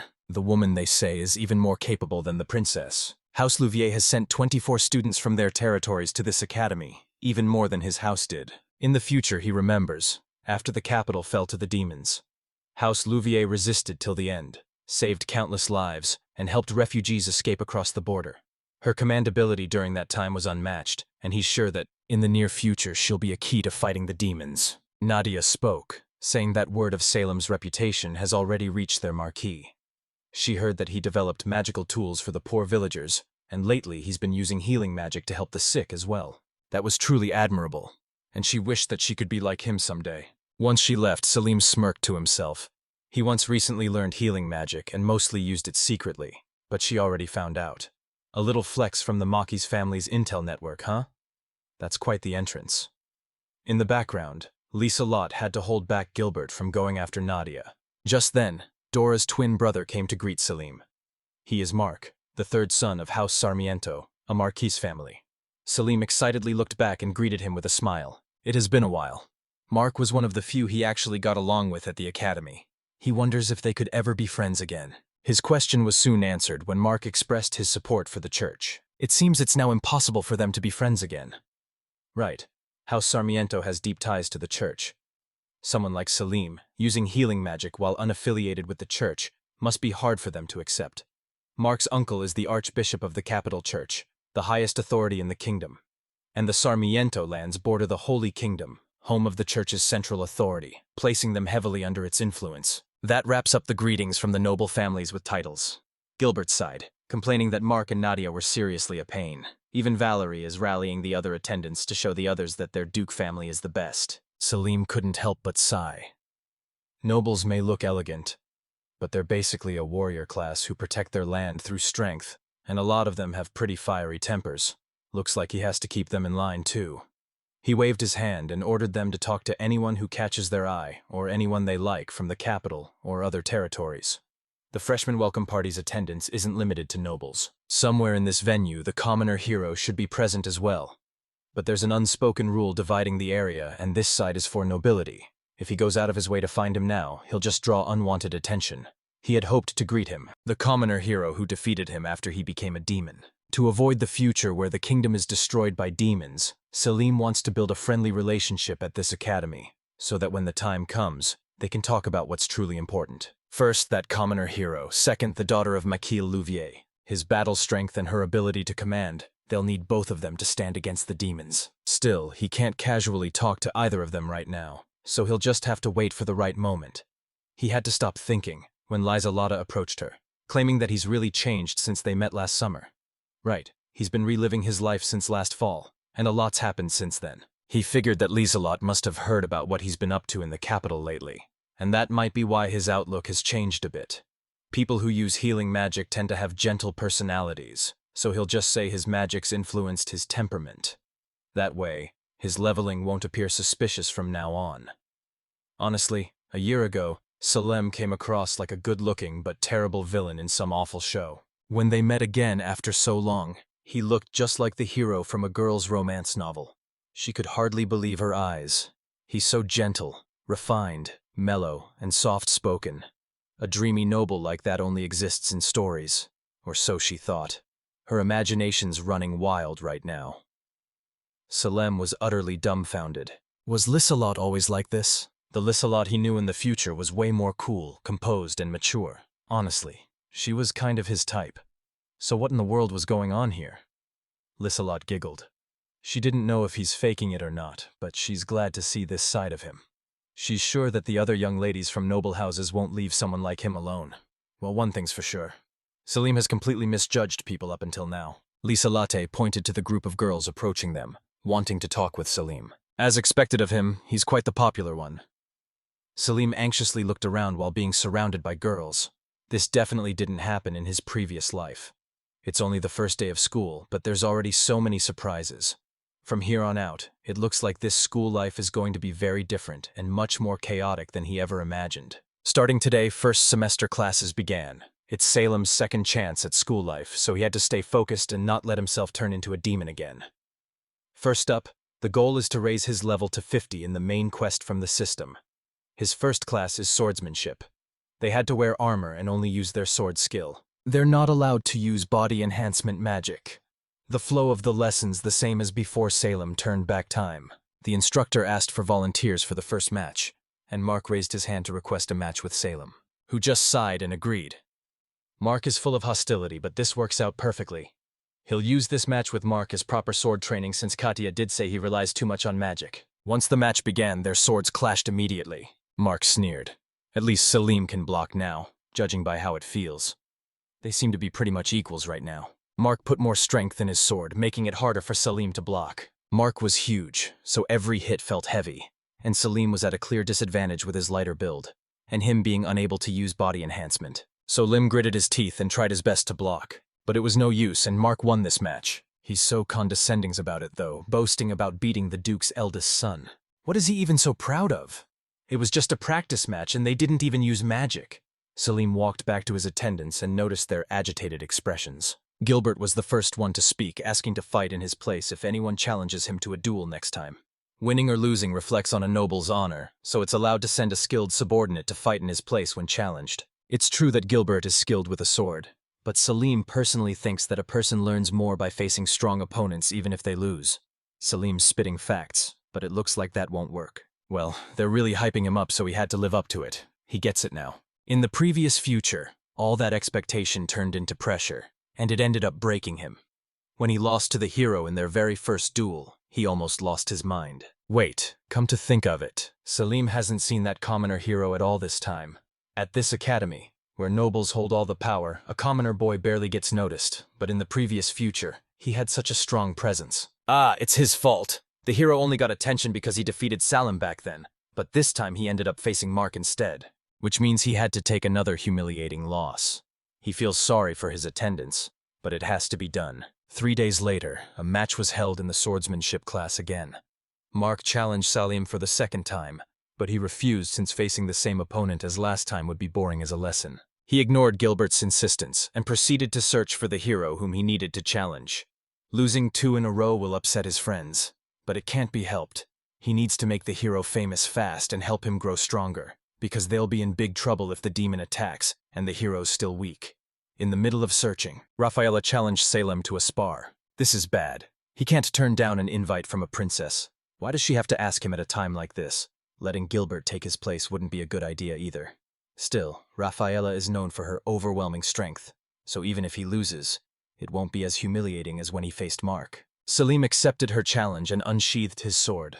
Looking at Rafaela like this makes her seem pretty fragile. She looks so light and at a disadvantage just from her build. However, he knew how overwhelming her power was. It was no wonder that she took attacks from him after he became a demon in the previous future.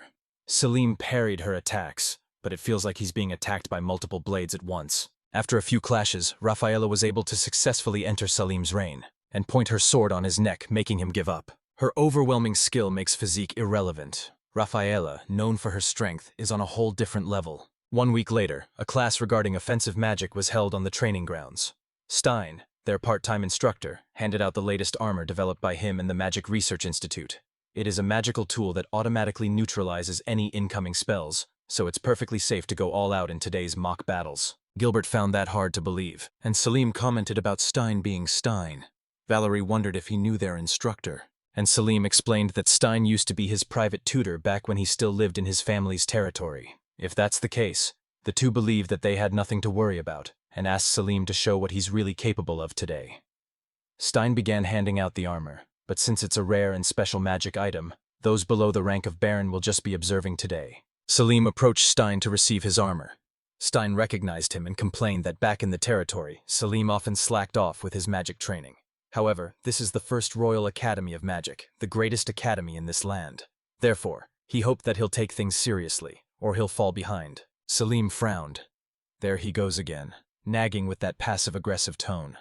After the Duke gave permission, Salim immediately cut his classes first. His training sessions were way too long, and he thought that training longer was the only way to improve. Back then, he saw that as a dedication, but that's no longer the case now. Today's opponents were chosen by lottery, and Salim's opponent is the second son of a count. His opponent shot small fireballs towards him, but he was unaffected. Salim looked around to observe the others. Over there are Princess Rafaela and the Marquise's daughter, Louvier, fighting on equal grounds. They don't really have to rely on armor if they can defend themselves. It's training between skilled fighters, so there was no problem. In the previous timeline, Salam caused a terrible incident with this magical equipment. After losing to the hero in that duel, he couldn't stop obsessing over it. He trusted Stein's words and cast his spell at full power, without thinking about his opponent's actual skill. As a result, he left that boy with a serious injury, one bad enough to leave permanent damage. And to make it worse, he panicked and said it was his opponent's fault for being so weak. He actually said something awful like that to the kid lying on the ground. Then the hero got pissed and challenged him to a fight and totally beat the crap out of him. Yeah, total trauma. Looking back, it was no wonder that everyone ended up hating him. This time, he's not going to mess it up. He has to take it slow and think about his opponent as well. He casted Ice Bullet and his opponent immediately defended with defense magic. Stein's armor should be able to block magic at this level, but it won't hold up against serious spells from high-ranking nobles with strong mana. He'll hold back, of course, but still, someone should keep an eye on things, just in case. At that moment, he heard the commotion surrounding Mark. If Salim doesn't screw things up this time, maybe he'll be the one who ends up looking like the villain. However, like he did back then, Mark seemed to be using his full power in his next attack, so Salim immediately stepped in to defend Mark's opponent. and asked him to hold back a little since the armor isn't invincible. Mark sighed and asked him not to interfere as he was just about to show his opponent a powerful spell. If it had hit, it could have caused a serious accident. This kind of magical gear can't fully block the spells of high-ranking nobles like them.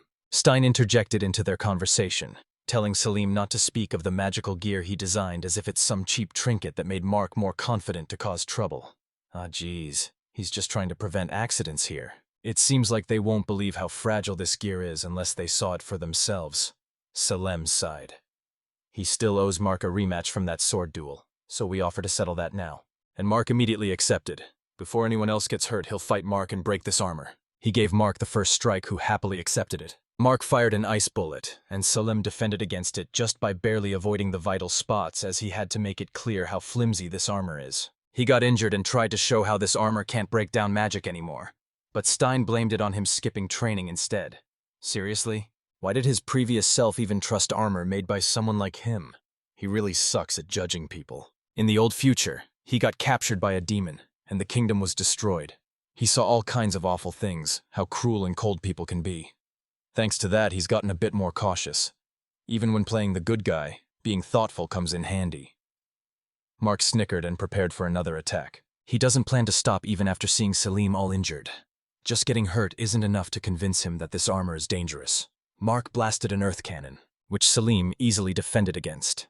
He apologized and jumped towards Mark, asking him to just bear with it for a bit. Selim attacked using the spell ice cutter and wounded Mark on the side, making him scream and roll on the floor in pain. But Selim just claimed that he's overreacting. A wound like that could be healed with basic body enhancement by anyone from a marquis family. Suddenly, a window popped up to inform him that 1,000 experience points have been deducted for intentionally hurting someone. It must be because he hurt and talked down to them. He did exactly what he did in his previous future. At this rate, he'll be hated again. His eyes widened when he heard Gilbert's voice, praising him for beating the crap out of Mark, along with his other subordinates praising him for paying him back good. Mark insulted him during the last swordsmanship class, so the other students seem to think it's just a natural act of retaliation, especially for nobles whose honor is tied to winning or losing. Mark cried, questioning Stein about the situation. Stein panicked as this wasn't supposed to be happening since the durability tests were supposed to be solid.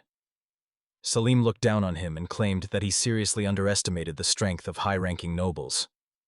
The magical power of high-ranking nobles is in a completely different league, and he's honestly offended that he thought an armor like this could protect against it.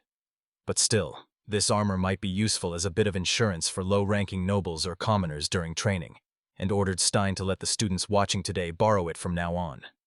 After this, they probably won't overestimate magical tools again and cause accidents. So Lim turned around and started walking away.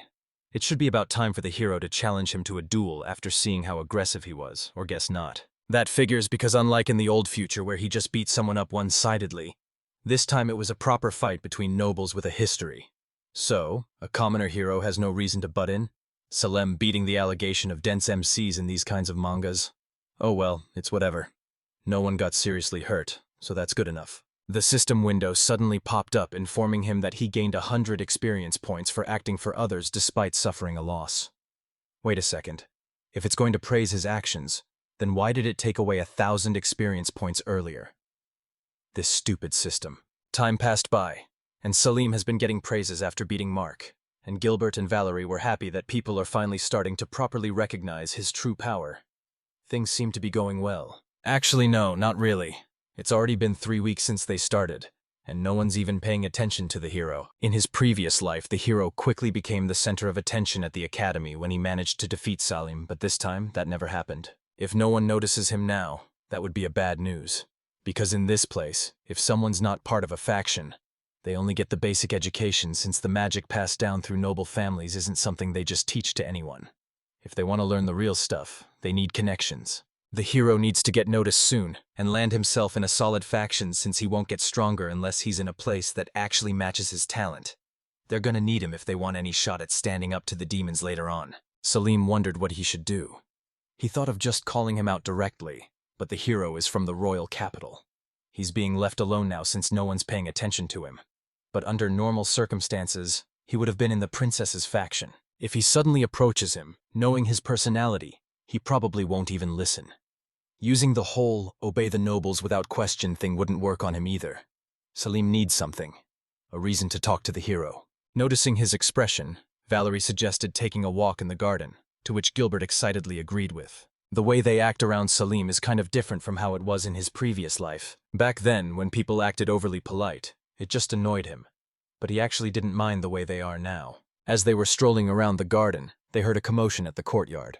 A group of nobles were ganging up on a single person. Salim knew he had to step in, but the person dodged all the attacks. Frustrated, the group all casted magic, but he was able to defend and use wind magic to blow them away. It's the hero's side, and began walking away. So Salim quickly ran after him, ignoring the nobles that were asking for help. The hero looked back at him in confusion, while Salim tried smiling while praising him. Gilbert nudged him, shocked by the sudden smile he's never seen before. Still, Salim kept his smile. According to his old research on the hero, the right move is to smile and approach him carefully. Salim wanted to spar with him, and he'll even give him a reward if he beats him. He can't afford to hold back and had to build a connection with the hero, no matter what. The hero refused as he wasn't interested, making Gilbert angry. He's like a freaking guard dog. Salim tried to stop Gilbert from name-dropping him as he knew that the hero hates stuff like that. However, the hero seemed to know about him and asked whether he's the one who treated those people with food poisoning about 3 weeks ago. Salim questioned how he knew that. The hero heard that Selim was like a character straight out of a popular novel. Apparently, the people he healed were the hero's childhood friends. In that case, the hero decided to accept the sparse alien proposed. Finally, the Seeker's pathwork paid off. They went to the section of the training grounds reserved for the Bergman family and asked his subordinates to clear the area as they were going to spar there. Salim introduced himself properly this time, and the hero did the same. He is Leo. He grew up in an orphanage, so he didn't have a last name. Their spar had no special rules, and they're allowed to use magic, a sword, or whatever they may like. The spar finally began with Leo rushing forward with his sword and Salim blocking it with his magic. It felt strange facing the one who defeated him in his old life. Although no matter the attacks Leo threw, Salim was able to block them. Gilbert and Valerie cheered him on from the side. He's confident? Yeah, he guessed so. Leo is really strong. He won't make the kind of mistake that would give Salim a fatal wound, and Salim won't land a fatal blow on him either.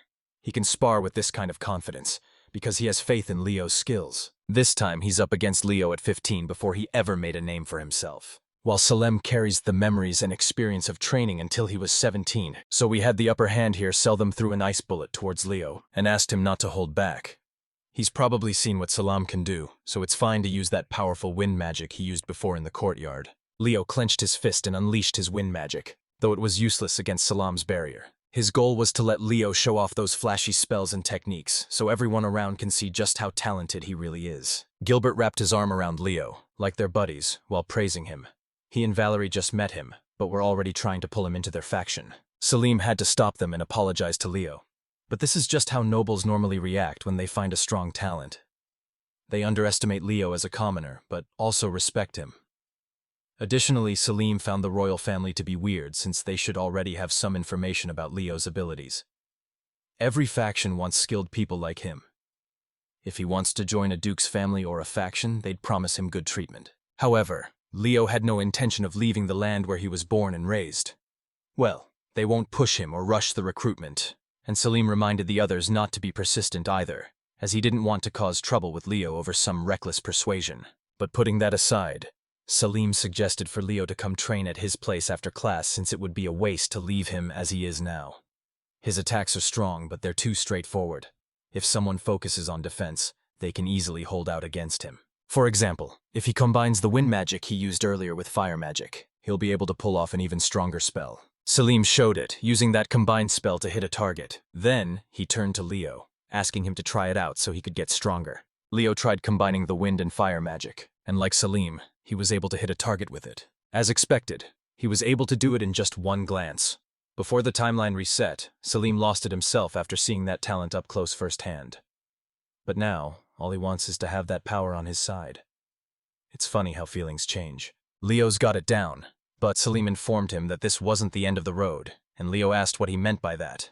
Leo had an incredible ability to copy others' magic, but in Salim's previous life that caused a lot of trouble. These combo magics have been developed by noble families over generations, so it's polite to ask permission before using them. Leo frowned and thought that sounded like a pain. He shouldn't say that as strong magic is necessary to protect the kingdom. So, if he can use magic from other noble houses and perform well, that'd be great. But nobles care a lot about etiquette. Therefore, he can't skip asking permission to use their family's magic. Even if it's a hassle, and he didn't have a title, all he needed to do is send a letter. The format's a bit complicated, but he could always have someone write it for him. Of course, he didn't have someone like that. So Salim asked Valerie to write a letter to the Cole family for Leo instead. Life at this academy is full of these unwritten rules, and it's tough if he didn't know them. It seems like something happened in the courtyard earlier as well. The first magic academy is basically packed with nobles. In his previous life, Leo was constantly accused of being rude, but in reality, it was the royal family's fault. Even as a commoner, Leo is still a citizen of the royal capital if they were gonna enroll him here. The least they could have done was assigned him a guide or something. Well, it's kind of late to be telling him all this now, but if there's ever a spell that he wants to use, he could just come and check in with them first. Salim turned to his subordinates and asked them to look out for Leo, to which they happily agreed with. Gilbert told Leo to feel free to ask them anything, and if it's complicated stuff, he could go ahead and consult Valerie. Leo stared at them for a while. Before thanking them, Salim watched with a smile, hoping that this helps them grow closer from here on. Suddenly, a window popped up, informing him of gaining 200 experience points for helping an isolated classmate. Wait, was Leo officially labeled a loner by the system? Back in his previous life, losing to Leo really bruised his pride. But maybe he was having a rough time too, stuck in an academy full of nobles. It feels like Salim just saw a new side of Leo that he never noticed before. That's it. The chapter ends at 8. Thank you for watching, guys. I hope you love this manga. Have a good day.